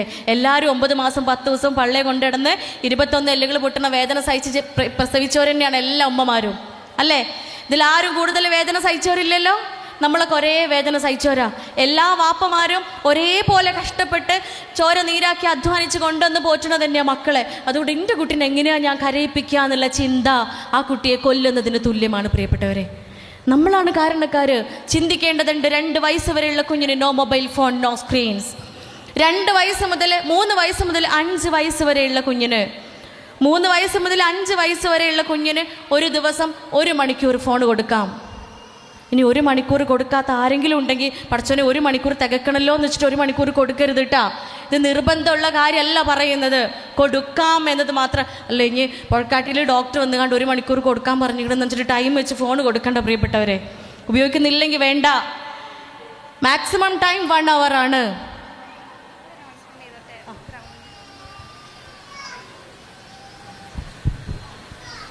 നമ്മൾ തൊട്ടടുത്തുള്ള ഗ്രൗണ്ടിൽ KL 55 AJ 8149 പറഞ്ഞ കാറ് പാർക്ക് ചെയ്തിട്ടുണ്ട്. കുട്ടികൾക്ക് കളിക്കാനുള്ള സ്ഥലമാണ്. അപ്പോൾ ആരാച്ചാൽ അതൊന്ന് എത്രയും പെട്ടെന്ന് മാറ്റി കൊടുക്കണേ. Thank you. ഒന്നുകൂടി നമ്പർ റിപ്പീറ്റ് ചെയ്യുക. KL 55 AJ 8149. Thank you. അപ്പോൾ 3 വയസ്സ് മുതൽ 5 വയസ്സ് വരെയുള്ള കുട്ടികൾക്ക് 1 മണിക്കൂറാണ് എങ്കിൽ 5 വയസ്സ് മുതൽ 13 വയസ്സ് വരെയുള്ള കുഞ്ഞുങ്ങൾക്ക് 2 മണിക്കൂർ. 2 മണിക്കൂർ മാത്രമാണ് ഫോൺ കൊടുക്കേണ്ടത്. ഈ 2 മണിക്കൂർ എല്ലാം അതിൽ പെടും. ക്ലാസ് കേൾക്കാനാണ് എങ്കിൽ, ട്യൂഷൻ ക്ലാസ് കേൾക്കാനാണ് എങ്കിൽ, ഹോംവർക്ക് നോക്കാനാണ് എങ്കിൽ, എൻ്റർടൈൻമെൻറ്റിന് വേണ്ടിയിട്ടാണ് എങ്കിൽ, എല്ലാത്തിനും കൂടെ ഹോൾ സ്ക്രീൻ ടൈമാണ് പറയുന്നത് 2 മണിക്കൂർ. അതിൽ കൂടുതൽ ഒരിക്കലും കൊടുക്കരുത്. അവിടെ ന്യൂറോൺസിനെ എഫക്റ്റ് ചെയ്യും, അവിടെ നാഡീവ്യൂഹത്തെ എഫക്റ്റ് ചെയ്യും. അത് അതിൻ്റെ പ്രവർത്തനങ്ങളെ സാരമായി ബാധിക്കും. അതാണ് ഇവിടെ സംഭവിച്ചത്. കൊറോണയ്ക്ക് ശേഷമുള്ള കുഞ്ഞുങ്ങൾക്ക് നമ്മളെക്കാളും അവരുടെ മാതാപിതാക്കളെക്കാൾക്കും 1.1% ബ്രെയിൻ കപ്പാസിറ്റി കുറഞ്ഞു. നമ്മൾ ചിന്തിക്കണം, നമ്മുടെ മക്കളാണല്ലേ, 13 വയസ്സിന് ശേഷമുള്ള ആളുകൾക്ക് 3 മണിക്കൂറാണ് ടൈം. 3 മണിക്കൂറിൽ കൂടുതൽ ഒരിക്കലും സ്ക്രീൻ ടൈം അലോ ചെയ്യരുത്. ഇതാണ് ബയോളജിക്കലി മെഡിക്കലി ഒരു മനുഷ്യന് സ്ക്രീൻ ടൈം ഉപയോഗിക്കാൻ പാടുള്ളൂ. അതിൽ കൂടുതൽ കൊടുക്കൂല എന്ന് നമ്മൾ അങ്ങോട്ട് നിർബന്ധം പിടിക്കണം. അവസാനം അഫാനെ പോലെ മിഹിറിനെ പോലെ ആഷിഖിനെ പോലെ ആയിട്ട് ശാപവാക്കുകൾ പറഞ്ഞ് കുട്ടിയെ തള്ളി പറയല്ല ചെയ്യേണ്ടത്. പ്രിയപ്പെട്ടവരെ, നമ്മളാണ് കാരണക്കാര്. ലഹരി എത്തിക്കാൻ, ലഹരി ഈ രൂപത്തിൽ മക്കൾക്ക് സുലഭമാവാൻ കാരണം നമ്മളാ. പക്ഷെ നമ്മൾ അറിയുന്നില്ല എന്നതാണ്. 14 വയസ്സായ അമേരിക്കയിലെ മകൻ അവൻ്റെ ക്ലാസ്സിലുള്ള കുട്ടിയെ കൊന്നത് എന്തിനാണെന്നറിയോ? അവൻ്റെ ഇൻസ്റ്റഗ്രാം പേജിൽ, അവൻ്റെ ഇൻസ്റ്റഗ്രാം അക്കൗണ്ടിൽ അവനിടുന്ന പോസ്റ്റുകൾക്ക് താഴെ ഈ കുട്ടി കമൻ്റ് ഇടുമായിരുന്നു.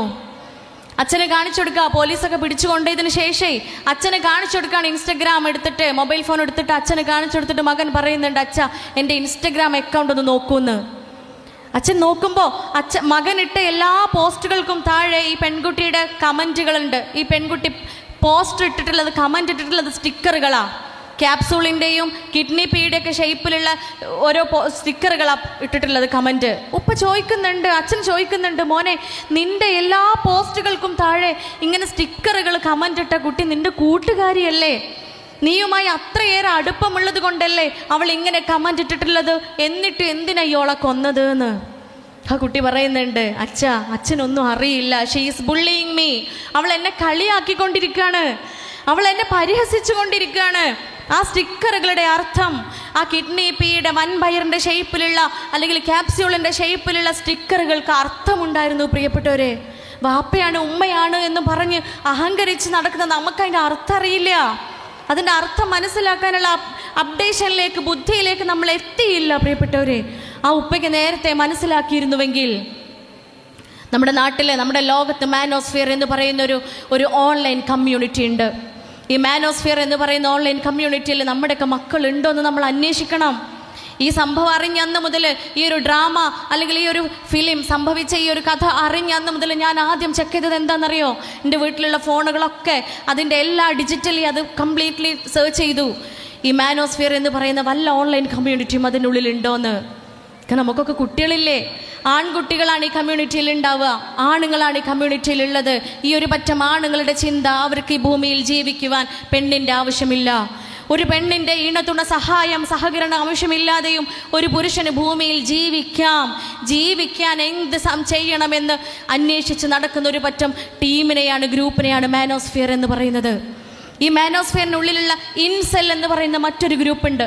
ഈ ഗ്രൂപ്പിലുള്ള ആളുകൾക്ക് കുറച്ചൊക്കെ കല്യാണം കഴിക്കണം, പെൺകുട്ടികളെ ആകർഷിപ്പിക്കണം എന്നൊക്കെ ആഗ്രഹമൊക്കെ ഉണ്ടാവും. പക്ഷെ ദേ കുഡിൻറ്റ്, അവർക്കതിനുള്ള കഴിവില്ല, അവർക്കതിന് പറ്റില്ല.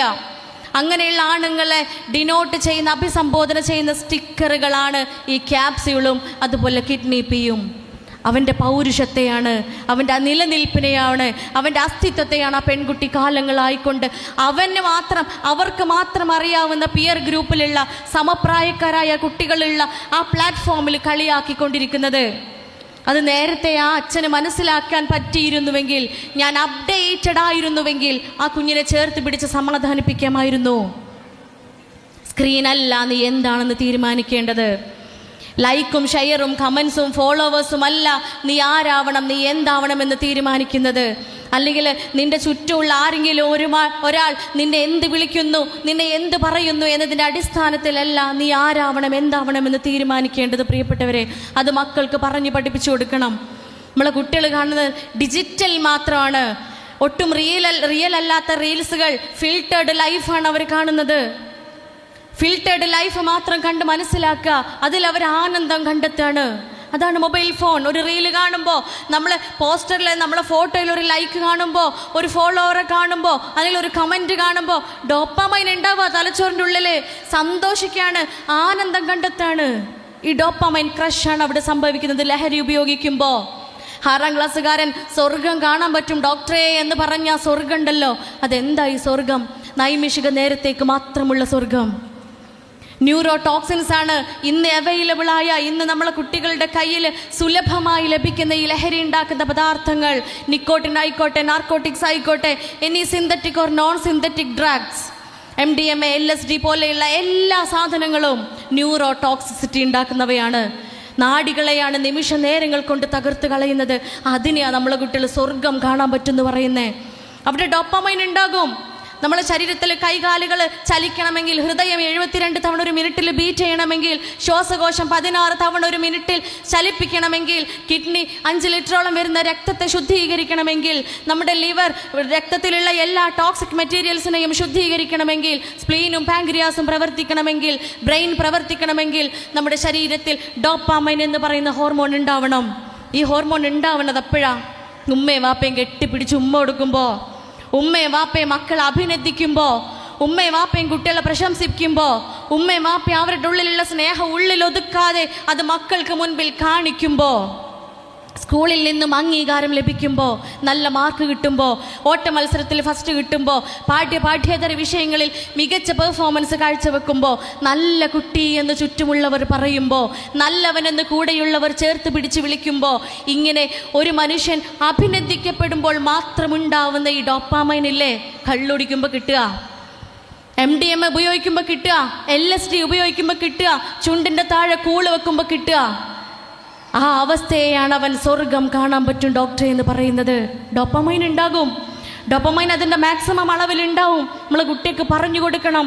ആ ഡോപ്പാമൈൻ്റെ ഉണ്ടാവൽ, ആ ഡോപ്പാമൈൻ്റെ പ്രൊഡക്ഷൻ അതോടുകൂടി സ്റ്റോപ്പാവാണ്, പിന്നെ ഉണ്ടാവണില്ല.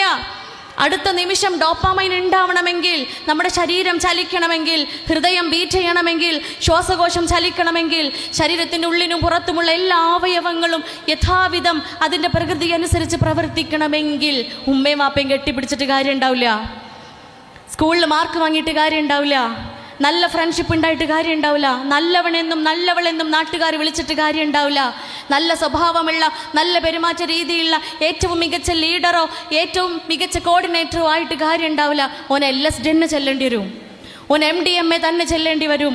അവൾക്ക് ഒരു പക്ഷേ ഏത് ലഹരിയാണോ അവൾ ഉപയോഗിച്ചത് ആ ലഹരി തന്നെ അവളുടെ ശരീരത്തിലേക്ക് എത്തേണ്ട അവസ്ഥ വരുന്നു.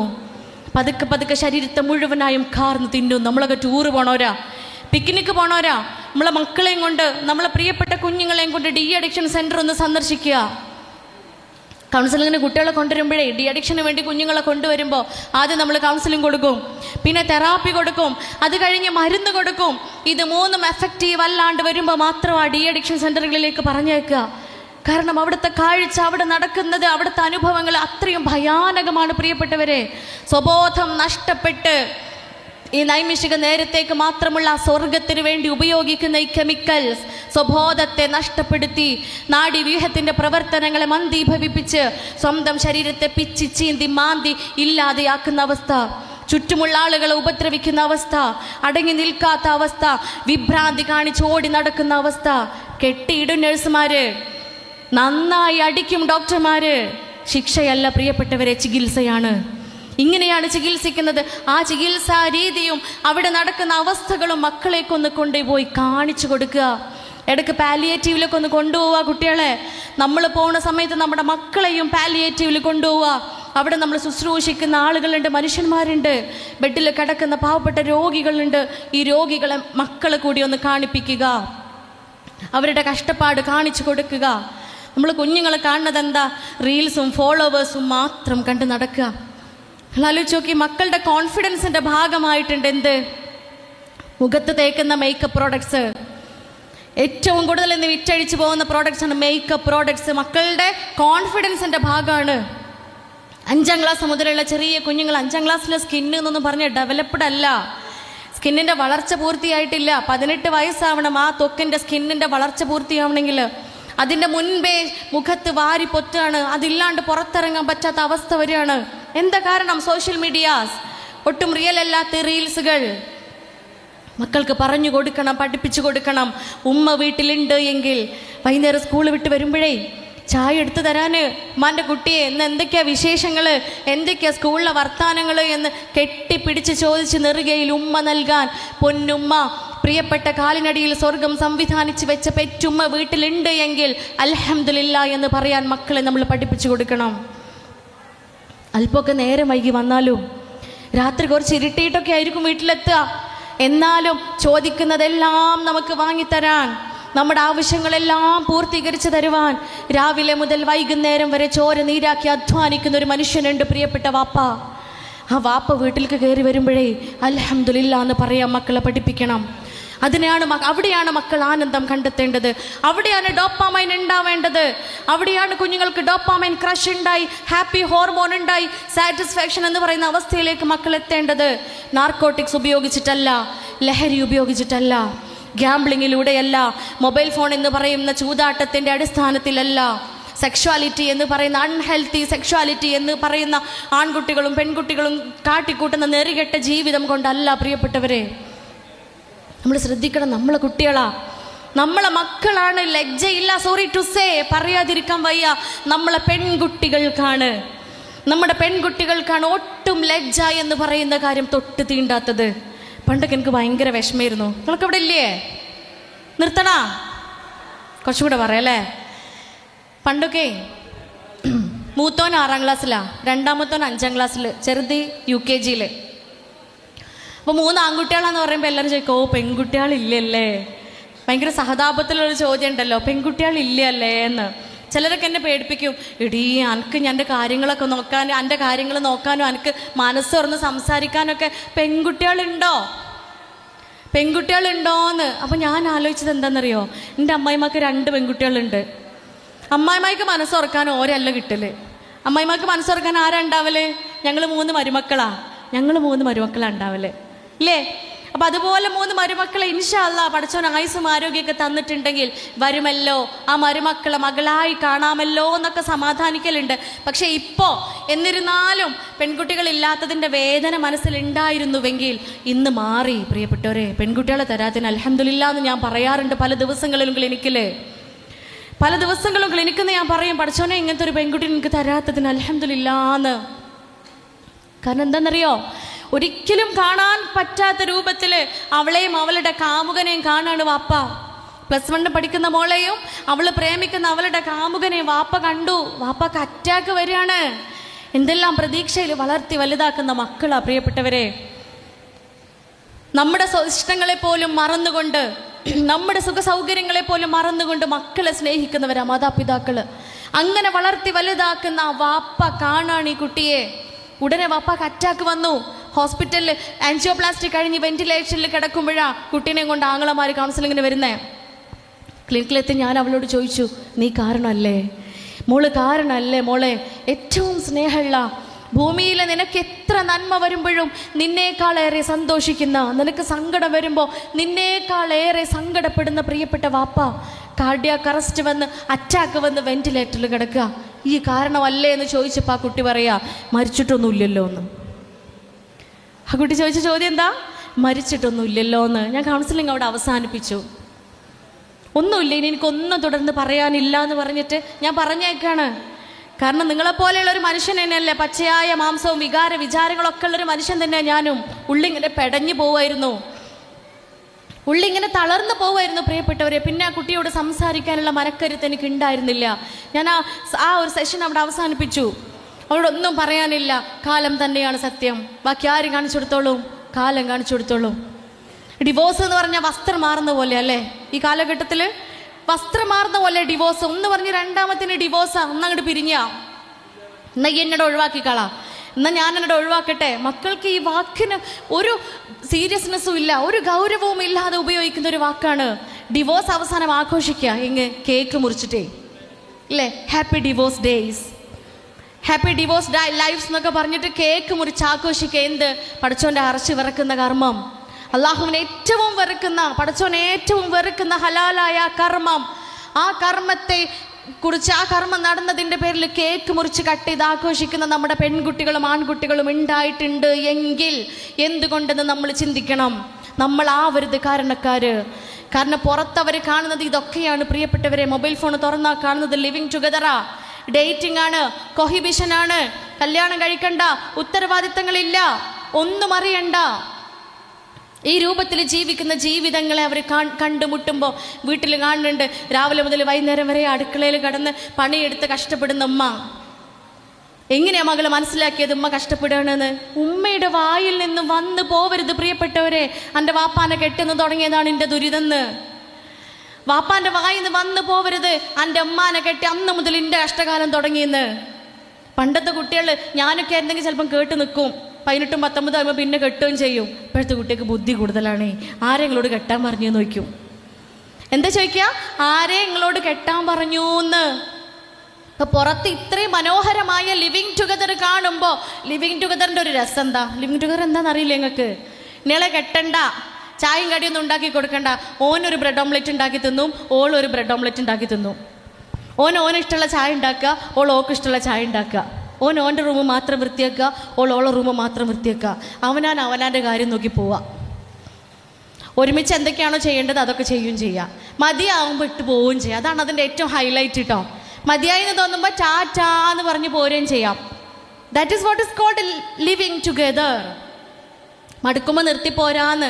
ഇത് മടുക്കുമ്പോൾ നിർത്തി പോകാൻ പറ്റൂലല്ലോ, ഇല്ലേ? കുറച്ച് നയിപ്പല്ലേ. ഇനി ഡേറ്റിംഗ് എന്താ?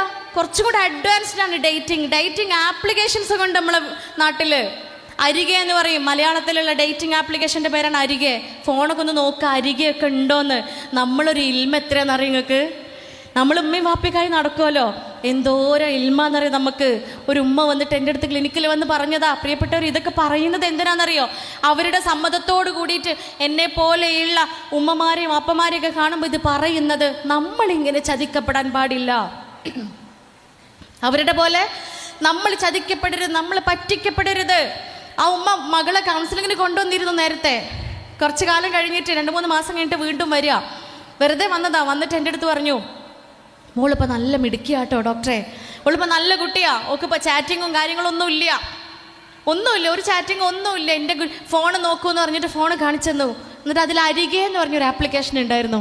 ഞാൻ ചോദിച്ചു, ഇതെന്താ ഈ അരികെ ആപ്ലിക്കേഷൻ എന്താന്ന് ചോദിച്ചപ്പോൾ ആ ഉമ്മ പറയാണ്, അത് ഈ അരികെ എന്ന് പറഞ്ഞ ആപ്ലിക്കേഷൻ്റെ ഉള്ളിൽ കുറേ പാവപ്പെട്ട ആൾക്കാരുണ്ട്. കുറേ പാവപ്പെട്ട ആളുകളും കൂടെ ആരും ഇല്ലാത്ത കുടുംബങ്ങളോ കൂട്ടുകാരോ ഒന്നും ഇല്ലാത്ത കുറേ ആളുകൾ അതിൽ അക്കൗണ്ട് ഉണ്ടാക്കും. നമ്മളും അതിൽ കയറി അവരുടെ അരികെ ഇരിക്കുന്ന പോലെ നമുക്ക് ഓരോരുത്തർ ഇടപഴകാം, നമുക്കവർക്ക് സാന്ത്വനം കൊടുക്കാം, നമുക്കവർക്ക് സമാധാനം കൊടുക്കാമെന്ന്. പ്രിയപ്പെട്ട ഉമ്മ അത് വിശ്വസിക്കുക അല്ലേ?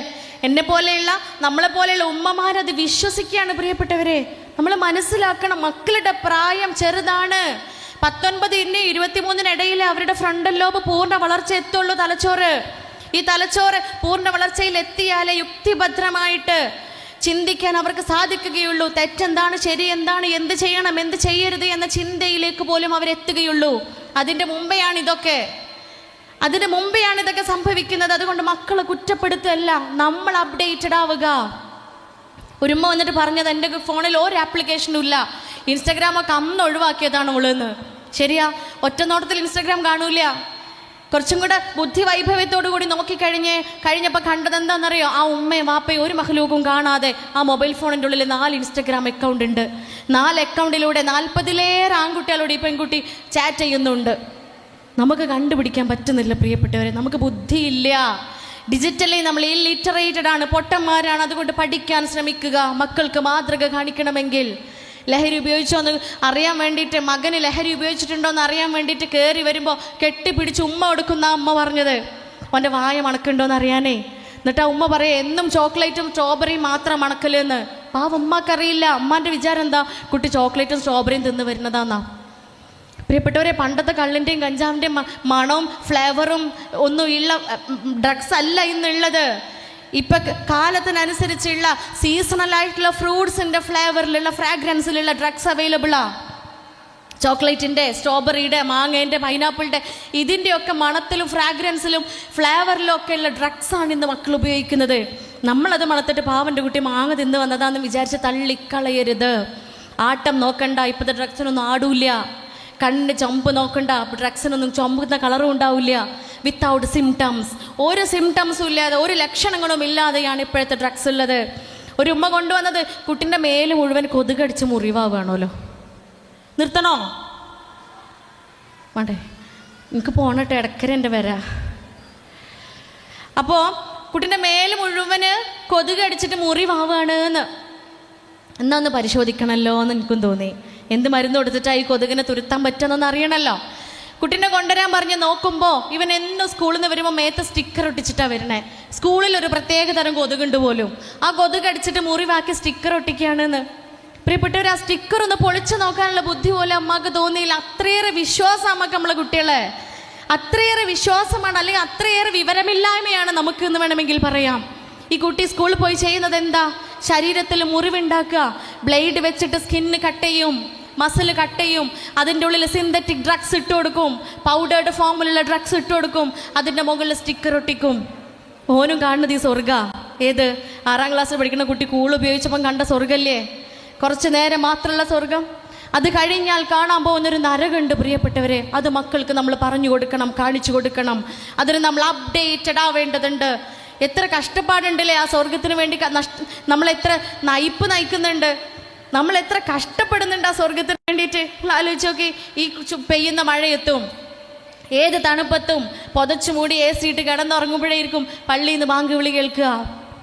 ആ ബാങ്ക് വിളി കേൾക്കുമ്പോഴത്തേന് AC ഓഫ് ചെയ്ത് പുതപ്പ് മാറ്റി ഉളുവെടുത്ത് പള്ളിയിലേക്ക് പോവാണമെങ്കിൽ അതെന്തിനാ? അത് സ്വർഗത്തിന് വേണ്ടിയിട്ടാ. ഈ പറഞ്ഞ സ്വർഗം കിട്ടാൻ വേണ്ടിയിട്ടാ. പ്രായമായ ഉമ്മാനെയും ഉപ്പാനെയും, പ്രായമായിട്ടുണ്ട്, ബെഡ് റിഡൺ ആണ്, കിടപ്പിലായിട്ടുണ്ട്, അവരെ പരിചരിക്കണമെങ്കിൽ കുറച്ചല്ല പ്രയാസമുള്ളത്. നമുക്ക് കുറച്ചല്ല പ്രിയപ്പെട്ടവരെ ബുദ്ധിമുട്ടുള്ളത്.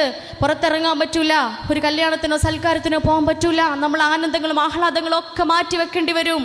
ചെറുപ്പകാലങ്ങളിൽ എങ്ങനെയാണോ അവരെന്നെ സംരക്ഷിച്ചത്, അവരെന്നോട് കാരുണ്യം കാണിച്ചത്, അതുപോലെ പടച്ചോനെ നീ അവരോടും കാരുണ്യം ചൊരിയണമേ എന്ന് സദാ നേരം പ്രാർത്ഥിക്കുന്നവരാ നമ്മൾ. ആ കാരുണ്യമാണ് പ്രിയപ്പെട്ടവരെ നമ്മൾ അവരോട് ചെയ്യുന്നത്.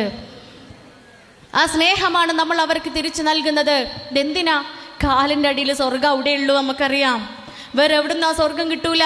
കാലിൻ്റെ അടിയിൽ അവിടെ മാത്രമേ പടച്ചോൻ സ്വർഗം സംവിധാനിച്ച് വെച്ചിട്ടുള്ളൂ. അതുകൊണ്ട് ആ ഉമ്മയും ഉപ്പയും എന്നരികിൽ നിന്നും ഞാൻ അവരെ പരിചരിച്ച് സ്നേഹിച്ച് എന്നിൽ നിന്നും അവർ മരണപ്പെട്ടു പോയാൽ എനിക്കെൻ്റെ റബ്ബ് തരുന്നത് സ്വർഗം. ആ സ്വർഗം കിട്ടാൻ എത്ര പ്രയാസപ്പെടാനും നമ്മൾ തയ്യാറാണ് പ്രിയപ്പെട്ടവരെ. നമ്മളെ നാട്ടിൽ നടന്നൊരു സംഭവം. ഉമ്മ ചെറിയ മോന് 40 ദിവസമായപ്പോൾ വാപ്പ മരണപ്പെട്ടു. 5 കുട്ടികളാ, 3 ആൺകുട്ടികളും 2 പെൺകുട്ടികളും.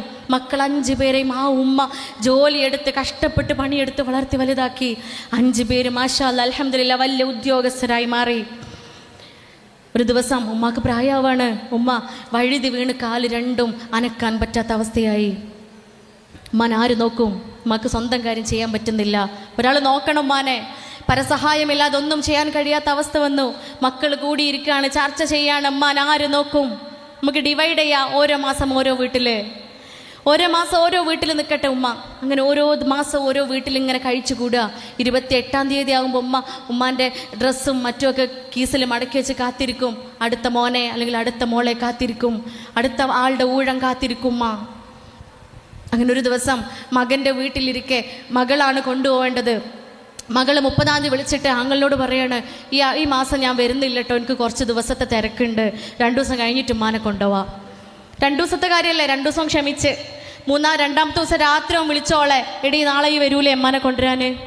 ഓൾ പറഞ്ഞു എനിക്കൊരു 4 ദിവസം കൂടെ സാവകാശം വേണം, 4 ദിവസത്തെ പണിയും കൂടെ ഉണ്ടെന്ന്. ഓൻ കുറച്ചൊന്ന് കയർത്ത് പറഞ്ഞു, 4 ദിവസമോ എന്താ അത്, ഉമ്മാനെയും കൊണ്ടു പോയിക്കോ, അത്രയും ദിവസം നിനക്ക് പറ്റൂല. 4-ാമത്തെ ദിവസം കഴിഞ്ഞു, 5, 6, 7 കഴിഞ്ഞ് 8-ാമത്തെ ദിവസം വിളിച്ചു വീണ്ടും പെങ്ങൾ ഫോൺ എടുക്കണില്ല, അളിയനും ഫോൺ എടുക്കണില്ല, മക്കളാരും ഫോൺ എടുക്കണില്ല. മകൻ ചെയ്തത് എന്താണെന്നറിയോ? പൊന്നുമ്മയെ, സ്നേഹിച്ച് വളർത്തി വലുതാക്കിയ പെറ്റുമ്മയെ കട്ടിലോടെ എടുത്ത് പെങ്ങളുടെ വീടിൻ്റെ വാതിലരികിൽ കൊണ്ടുപോയി വെക്കുക. പെങ്ങളുടെ വീടിൻ്റെ വാതിലരികിൽ കൊണ്ടുപോയി വെക്കുകയാണ് പെറ്റുമ്മനെ. നാട്ടുകാരൊക്കെ കൂടി, അയൽവക്കക്കാരെല്ലാവരും കൂടിയാണ്. അവസാനം സ്ഥലത്തെ പ്രധാനപ്പെട്ട ആളുകൾ കൂടി. SI വന്നു. ഉമ്മാനെ കൊണ്ടുപോകാൻ ആരുമില്ല, ഉമ്മാനെ പരിചരിക്കാൻ ആരുമില്ല, ആരും തയ്യാറല്ല, ആരുടെയും ഊഴത്തിയിട്ടില്ലല്ലോ, അപ്പോൾ കൊണ്ടുപോകാൻ പാടില്ലല്ലോ, നമ്മൾ ഊഴത്തണ്ടേ.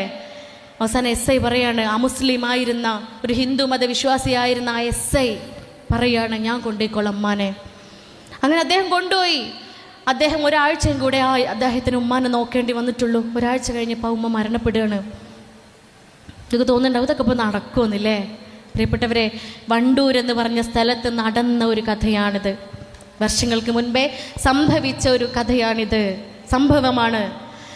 ഇതാണ് പ്രസവിച്ച് പെറ്റുപോറ്റി ഉമ്മമാരെ ഇങ്ങനെ ചെയ്യുന്ന മക്കളുണ്ട് എങ്കിൽ നമ്മളെ ചിന്ത പോലും ആ ദുഷ്ടതയിലേക്ക് പോവാതെ ഒരു നിമിഷം പോലും അത്തരം ദുഷ്ടതകളെക്കുറിച്ച് നമ്മൾ ചിന്തിക്കാതെ ആ ഉമ്മാനെയും വാപ്പാനെയും പരിചരിക്കുന്നത്, പോറ്റുന്നത്, സ്നേഹിക്കുന്നത്, ഇഷ്ടപ്പെടുന്നത്, അവരെ സംരക്ഷിക്കുന്നത് എന്തിനാ? ഈ പറഞ്ഞ സ്വർഗത്തിന് വേണ്ടിയിട്ടാ.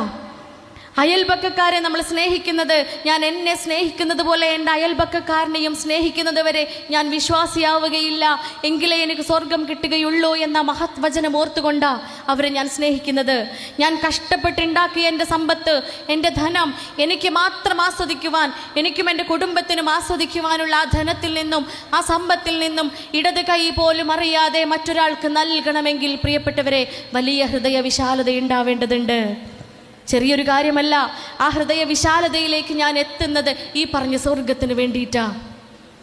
ഇങ്ങനെ ഓരോ നിമിഷവും ഓരോ നേരവും നമ്മൾ നന്മകളെ നിറച്ചുകൊണ്ട്, നല്ല കാര്യങ്ങളെ നമ്മുടെ ജീവിതത്തിൻ്റെ നിഖല മേഖലകളിലും ഇങ്ങനെ ഉൾപ്പെടുത്തിക്കൊണ്ട് ജീവിക്കുന്നതൊക്കെ ഈ പറഞ്ഞ സ്വർഗത്തിനാ. അപ്പോൾ 6ാം ക്ലാസ്സുകാരൻ പറയുന്നത് ചുണ്ടിൻ്റെ താഴെ വെച്ചാൽ സ്വർഗം കിട്ടുമെന്ന്. കുട്ടിക്ക് മനസ്സിലാക്കി കൊടുക്കണം പ്രിയപ്പെട്ടവരെ, ഏതാണ് യഥാർത്ഥ സ്വർഗം, എന്താണ് യഥാർത്ഥ സ്വർഗം. അതിന് മക്കളുടെ സമാധാനക്കൂടായി മാറണം. പുറത്ത് ഇത്തരം ഇസങ്ങളാ, ലിബറലിസമാണ്, പുറത്ത് ലിബറലിസമാണ് ഉള്ളത്, റെയിൻബോ തിയറിയാണ് ഉള്ളത്, ലെസ്ബിയനിസവും ഗേയിസവും ഹോമോസെക്ഷാലിറ്റിയും ബൈസെക്ഷാലിറ്റിയും ആണുള്ളത്, ലിവിങ് ടുഗദറും ഡേറ്റിങ്ങും കൊഹിബിഷനും മാനോസ്ഫിയറും ഇൻസെലുമാണുള്ളത്. ഇതൊക്കെ കൂടെ സ്പെല്ലിങ് തെറ്റാതെ എഴുതണമെങ്കിൽ തന്നെ നമുക്കൊരു 100 പ്രാവശ്യം ഇമ്പോസിഷൻ എഴുതേണ്ടി വരും. നമ്മളെ കുട്ടികളോട് പോയി ചോദിച്ചു നോക്കി, ഇതിനൊക്കെ കുറിച്ച് അവർ നമുക്ക് എസ്സേ എഴുതി തരും. കാരണം അവർ കേൾക്കുന്നത് ഇതാ, ജെൻഡർ ന്യൂക്വാലിറ്റി, ജെൻഡർ ന്യൂട്രാലിറ്റി, ആണും പെണ്ണുമായി ജീവിക്കാം. നമ്മൾ പെൺകുട്ടിനെ പെറ്റു, ആ പെൺകുട്ടിക്ക് നാളെ ആൺകുട്ടിയാവണം തോന്നുക ആൺകുട്ടിയാവാം. നമ്മൾ ആൺകുട്ടിനെ പ്രസവിച്ചു, ആ കുട്ടിക്ക് നാളെ പെൺകുട്ടിയാവണം തോന്നുകയാണെങ്കിൽ ഓനാവാം എന്നാണ്.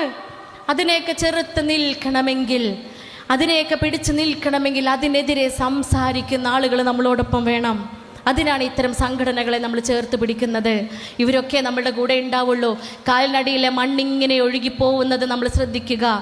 ആ മണ്ണിനെ ഒഴുകിപ്പോവാൻ അനുവദിക്കാതെ നമുക്ക് വേണ്ടി സംസാരിക്കുന്ന ഇത്തരം ഇസങ്ങളെ, ഇത്തരം ടോക്സിക് ചിന്തകളെ നമ്മൾ സമൂഹത്തിൽ നിന്നും പൂർണ്ണമായും ഉന്മൂലനം ചെയ്യുന്ന തിയറികളാണ് നമ്മൾ കൊണ്ടുവരേണ്ടത്. മെഡിക്കൽ സയൻസ് പ്രകാരം അതൊരു പ്രൂവൺ അല്ല, അത് തെളിയിക്കപ്പെട്ടിട്ടില്ല. ഒരു കുട്ടി പെണ്ണോ ആണോ ആയി മാത്രമേ ജനിക്കുകയുള്ളൂ. യഥാർത്ഥത്തിൽ പെൺകുട്ടിക്ക് ആൺകുട്ടിയായി മാറാനോ ആൺകുട്ടിക്ക് പെൺകുട്ടിയായി മാറാനുള്ള ഓപ്ഷൻ ഇല്ല, ബയോളജിക്കലി ഇല്ല. ഞാനിവിടെ നിന്ന് ഇറങ്ങിപ്പോയാലും എൻ്റെ കയ്യിലെ സെല്ലുകൾ ഈ മൈക്കിൽ പറ്റിപ്പിടിച്ചിട്ടുണ്ടെങ്കിൽ അതിലുണ്ട് ഞാൻ പെണ്ണാണോ ആണാണോ എന്നത് വ്യക്തമാണ് പ്രിയപ്പെട്ടവരെ. പിന്നെ എങ്ങനെ ആണായി മാറാൻ പറ്റുക? ഞാൻ ആണാണെന്ന് പറഞ്ഞാൽ അതങ്ങോട്ട് അംഗീകരിക്കുക എന്നാണ് പുതിയ നിയമം. അത് നിങ്ങളങ്ങോട്ട് അംഗീകരിച്ച് തരിക എന്നാണ് പുതിയ നിയമം. അതിൻ്റെ രസം ആസ്വദിച്ചുകൊണ്ട് അതിലേക്ക് ആകൃഷ്ടരായിക്കൊണ്ട് നമ്മളെ മക്കൾ പോകുന്നതിൻ്റെ മുൻപേ അവരെ പിടിച്ച് വലിക്കാൻ അതിനേക്കാൾ ശക്തിയുള്ള കാന്തശക്തി നമ്മുടെ വീട്ടിലുണ്ടാകണം. എങ്ങനെ വീട്ടിലുണ്ടാക്കുക? ഉമ്മയും വാപ്പയും നല്ല സ്നേഹമുള്ളവരാകുക. അതിൻ്റെ അപ്പുറത്തേക്ക് ഒന്നും പറയാനില്ല. ഉമ്മയും വാപ്പയും ഏറ്റവും സ്നേഹമുള്ളവരാവുക. ഏറെ കുട്ടികളെ കൗൺസിൽ ചെയ്യുന്നൊരു ഡോക്ടറാണ് ഞാൻ. ഈ മക്കളുടെയൊക്കെ പ്രശ്നങ്ങളുടെ പേരിരിക്കുന്നത് ഉമ്മാൻ്റെ ഉപ്പാൻ്റെ പ്രശ്നത്തിലിരിക്കും. ഉമ്മാൻ്റെ ഉപ്പാൻ്റെ പ്രശ്നമാണ് കാരണം കല്യാണം വേണ്ടാന്ന് കുട്ടികളങ്ങോട്ട് തീരുമാനിക്കും. ഉമ്മയും വാപ്പയും നിരന്തരം കലഹിക്കുന്നവരാണ് എങ്കിൽ ഒരു ആൺകുട്ടി ഒരു പെൺകുട്ടി ക്ലിനിക്കിൽ വന്നിരുന്നു ഉമ്മാനെയും വാപ്പാനെയും കൊണ്ട്. എന്തിനാണെന്നറിയോ? പൊന്നു ഡോക്ടറെ ഇവരെ നിങ്ങൾ പിരിച്ചു തരുമോ എന്ന് ചോദിച്ചിട്ട്. ആദ്യത്തെ കേസാ. ഉമ്മാനെയും വാപ്പാനെയും പിരിച്ചു തരുമോന്ന് സാധാരണ വരാറ് ഇവരൊന്ന് ചേർത്ത് വെച്ച് തരുമോ എന്ന് ചോദിച്ചിട്ടാ. ആദ്യത്തെ സംഭവമായിരുന്നു അവരെ പിരിച്ചു തരുമോന്ന്. അവസാനത്തേതുമായിരിക്കണേ എന്നാണ് എൻ്റെ പ്രാർത്ഥന. കാരണം മക്കൾ പുതിയ ചിന്തയുള്ള കുട്ടികളാ, ഡിജിറ്റലി ലിറ്ററേറ്റഡ് ആണ്. ആൽഫ ജനറേഷനിലെയും 2025 ശേഷം വരുന്ന ബീറ്റ ജനറേഷനിലേക്ക് മക്കൾ പ്രിയപ്പെട്ടവരെ. അതുകൊണ്ട് കലഹിക്കാനും ബഹളം വെക്കാനും പുന്നായ്മക്കും കുയിന്തിനൊക്കെ നിന്നാലേ കുട്ടികൾ ഓല രസം തേടിപ്പോവും. നിങ്ങൾ ആലോചിച്ച് നോക്കൂ, എന്താ വിവാഹം എന്ന് പറയുന്നത്? അടിമത്തമാണോ? ഭാര്യയും ഭർത്താവുമാണോ? അല്ല. ഇസ്ലാമിലെ വിവാഹം എന്ന് പറയുന്നത് എല്ലാ മതങ്ങളും എടുത്തു നോക്കൂ. ബൈബിളിൽ പറയുന്നുണ്ട്, യേശു ക്രിസ്തു അവൻ കുടിയിരിക്കുന്ന ചർച്ചിനെ സ്നേഹിക്കുന്നത് പോലെ ഇണകൾ പരസ്പരം സ്നേഹിക്കുമാറാവട്ടെ.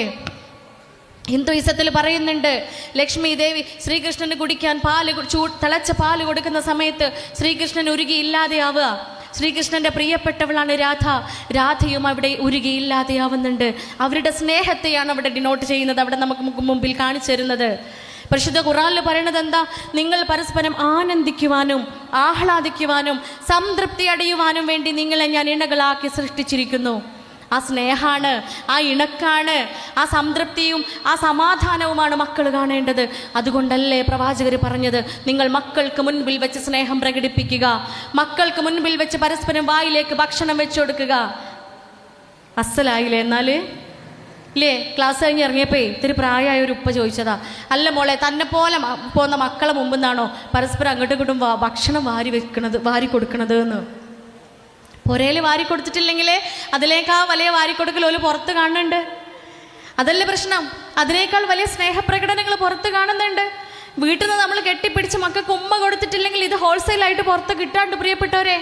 അതുകൊണ്ടാണ് 6-ാം നൂറ്റാണ്ടിൽ ഒരു ശാസ്ത്രവും വികസിക്കുന്നതിൻ്റെ മുമ്പേ തികച്ചും ഇല്ലിറ്ററേറ്റഡ് ആയിരുന്ന ഹബീബ് കരീം സല്ലല്ലാഹു അലൈഹി വസല്ലമ നമ്മളെ പഠിപ്പിച്ചത്, നിങ്ങൾ പരസ്പരം സ്നേഹം പ്രകടിപ്പിക്കുക, മക്കൾക്ക് മുൻപിൽ വെച്ച് സ്നേഹം പ്രകടിപ്പിക്കുക. അതിനാ ഇഷ്ടം ഉണ്ടാവണം, ആ സ്നേഹം ഉണ്ടാവണം. എങ്ങനെ ഉണ്ടാവുക? പരസ്പരം സ്നേഹിക്കാൻ ചില കാരണങ്ങളൊക്കെ ഉണ്ടാവൂലേ? എനിക്ക് തോന്നുന്നു മിക്ക ആളുകളും കല്യാണം കഴിച്ചാൽ നമുക്കൊന്ന് നോക്കാം എന്താണ് ആ കാരണം എന്ന്. എല്ലാവരും കുറച്ച് നേരം ഒന്ന് കണ്ണടക്കുവോ? കള്ളപ്പിസ്ക് എടുക്കരുതിട്ടാ, മുറുക്കി അടക്കണം, മെല്ലെ അടച്ചിന്നെ നോക്കരുതേ.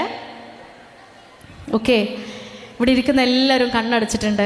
ഈ കണ്ണടച്ച ആളുകളിലെ കല്യാണം കഴിഞ്ഞവരായിരിക്കും കൂടുതൽ പേരും. വിവാഹിതരായ ഓരോ മനുഷ്യരും തനിക്ക് ഏറ്റവും ഇഷ്ടപ്പെട്ട, തനിക്ക് ഏറ്റവും സ്നേഹം നിറഞ്ഞ, ഞാൻ ഏറ്റവും കൂടുതൽ പ്രേമിക്കുന്ന എൻ്റെ പ്രിയപ്പെട്ട ഇണയെ, എൻ്റെ ഭർത്താവിനെ, എൻ്റെ ഭാര്യയെ ഒന്ന് മനസ്സിലേക്ക് കൊണ്ടുവരിക.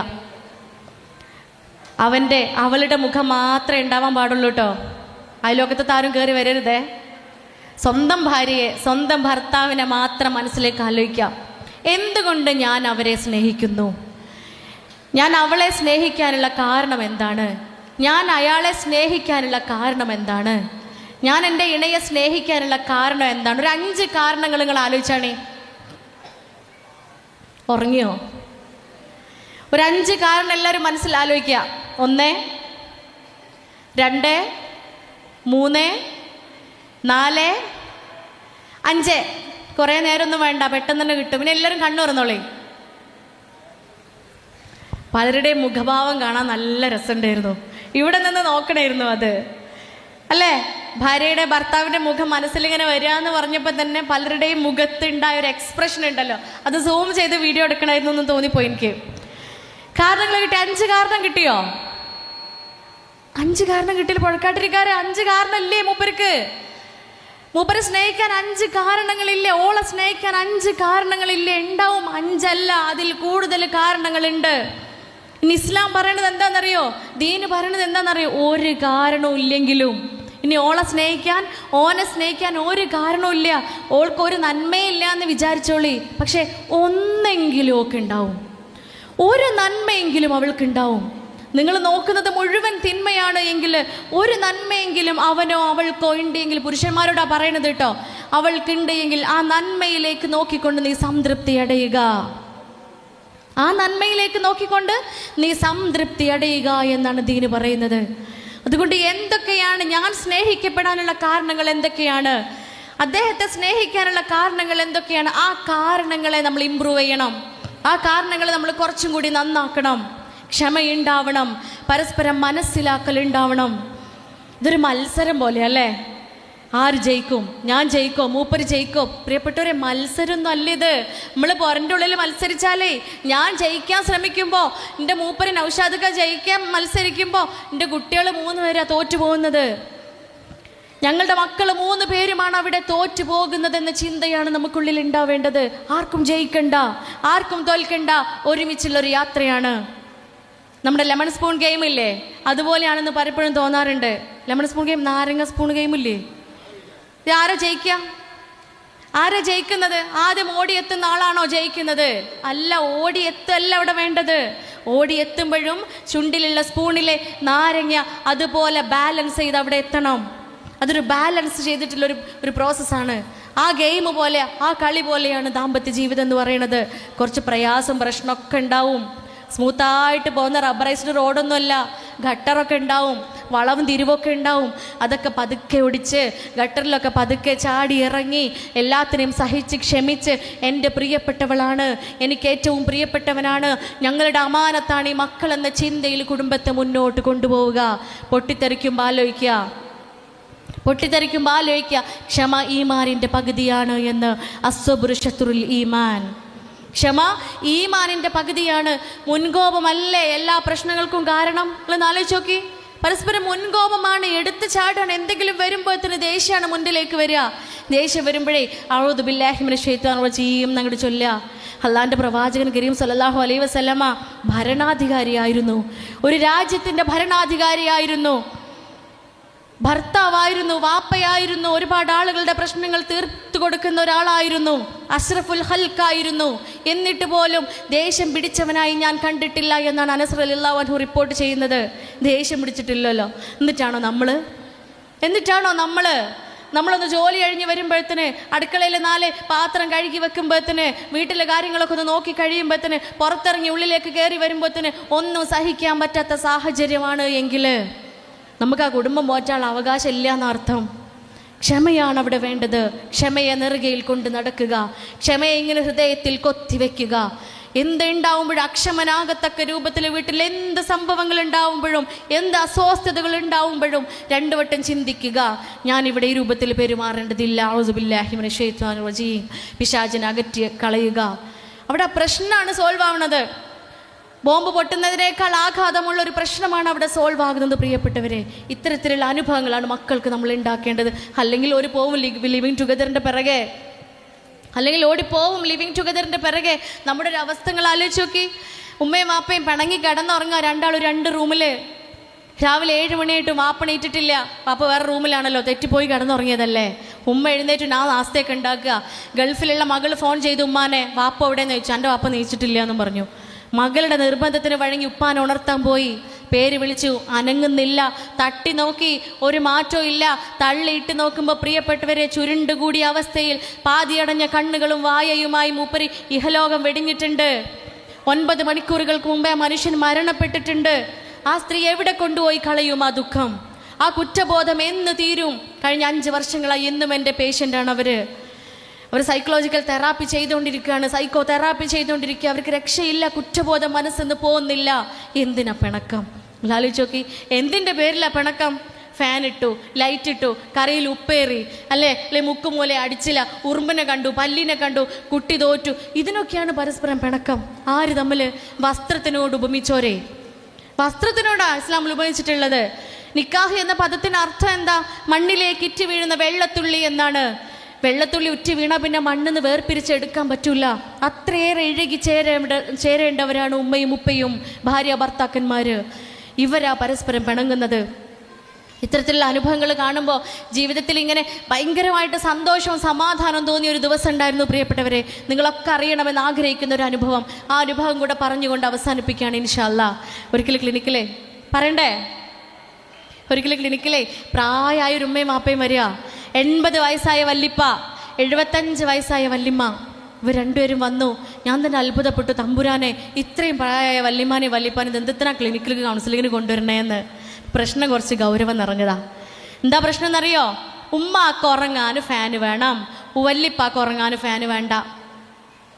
കുടുങ്ങിയില്ലേ? വല്ലിമാക്ക് ഉറങ്ങാൻ ഫാന് വേണം, വല്ലിപ്പാക്ക് ഉറങ്ങാൻ ഫാന് വേണ്ടാന്ന്. പക്ഷെ കാര്യം നിസ്സാരാണല്ലേ. മൂത്ത മോൻ ഇടപെട്ട് തീരുമാനമാക്കി കൊടുത്തു. എന്താണ്? ഉമ്മ ഒരു റൂമിൽ കിടക്കട്ടെ, വാപ്പ വേറെ റൂമിലും കിടക്കട്ടെ. ഉമ്മാക്ക് നമുക്ക് ഫാൻ ഇട്ട് കൊടുക്കാം, വാപ്പാക്ക് ഫാൻ ഇടണ്ട. അത്രയല്ലേ ഉള്ളൂ. പ്രശ്നം സോൾവ് ആയില്ലേ? പക്ഷെ പ്രശ്നം അവിടെ തീർന്നില്ല. ഉമ്മയും വാപ്പയും 2 റൂമിൽ കിടക്കൂല. ഓര് പറഞ്ഞു ഞങ്ങൾ 2 റൂമിൽ കിടക്കൂല എന്ന്. അപ്പോൾ ചെറിയ മോൻ ഇടപെട്ടു. ആയിക്കോട്ടെ, എന്നാൽ 2 റൂമിൽ കിടക്കണ്ട, 2 കട്ടിലുമ്മ കിടന്നോട്ടെ. വാപ്പ ഒരു മൂലയിലും വല്യമ്മ ഒരു മൂലയിലും. വാപ്പാൻ്റെ നേരെ നമുക്ക് ഫാൻ കൊടുക്കണ്ട, ഉമ്മാൻ്റെ നേരെ ഫാൻ ഇട്ട് കൊടുക്കാം. ഉമ്മക്കല്ല ഫാൻ വേണ്ടത്, ഉമ്മ ഫാൻ ഇട്ട് കിടക്കട്ടെ, ഉമ്മാൻ്റെ നേർക്ക് ഫാൻ തിരിച്ചു വെക്കാം. പ്രശ്നം തീർന്നില്ല. ഉമ്മയും വാപ്പയും 2 കട്ടിൽമേലും കിടക്കൂല. ഉമ്മയും വാപ്പയും 2 കട്ടിൽമേലും കിടക്കൂല എന്ന്. അപ്പോൾ ചെറിയ പേരക്കുട്ടി ഇടപെട്ടു. ആയിക്കോട്ടെ, 2 ബെഡ്റൂമിലും കിടക്കണ്ട, 2 കട്ടിൽമേലും കിടക്കണ്ട, നിങ്ങൾക്ക് കുറച്ച് നീങ്ങി കിടക്കാൻ പറ്റുമോ എന്ന്. 2 ആളും കുറച്ച് നീങ്ങി കിടന്നോട്ടെ. ഉമ്മാൻ്റെ സൈഡിലേക്ക് നമുക്ക് ഫാന് തിരിച്ചു കൊടുക്കാം, വാപ്പാൻ്റെ സൈഡിലേക്ക് ഫാന് തിരിക്കേണ്ട.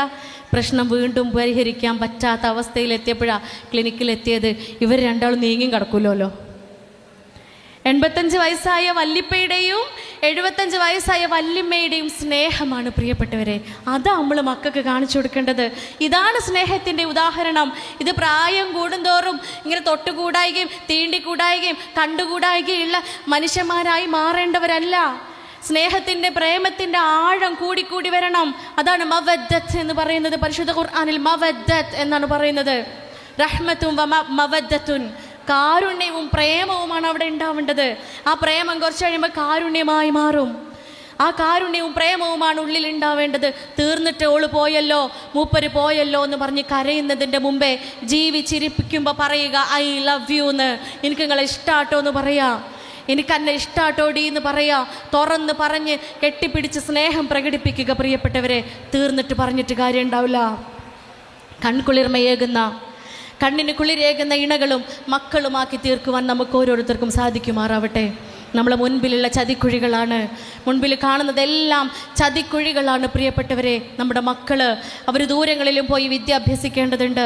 ചൈനയിലും പോയി വിദ്യ അഭ്യസിക്കണമേ എന്നാണ് പ്രവാചകൻ പഠിപ്പിക്കുന്നത് സ്വല്ലല്ലാഹു അലൈഹി വസല്ലമ.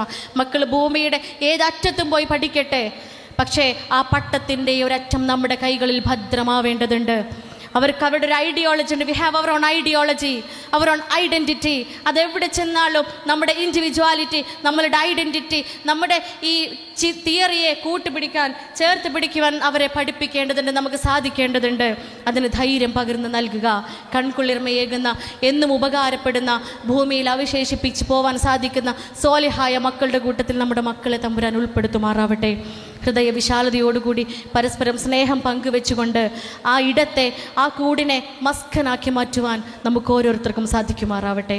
വാഹിർ ദഅ്വാന അൽഹംദുലില്ലാഹി റബ്ബിൽ ആലമീൻ. അസ്സലാമു അലൈക്കും വറഹ്മത്തുള്ളാഹി വബറകാതുഹു.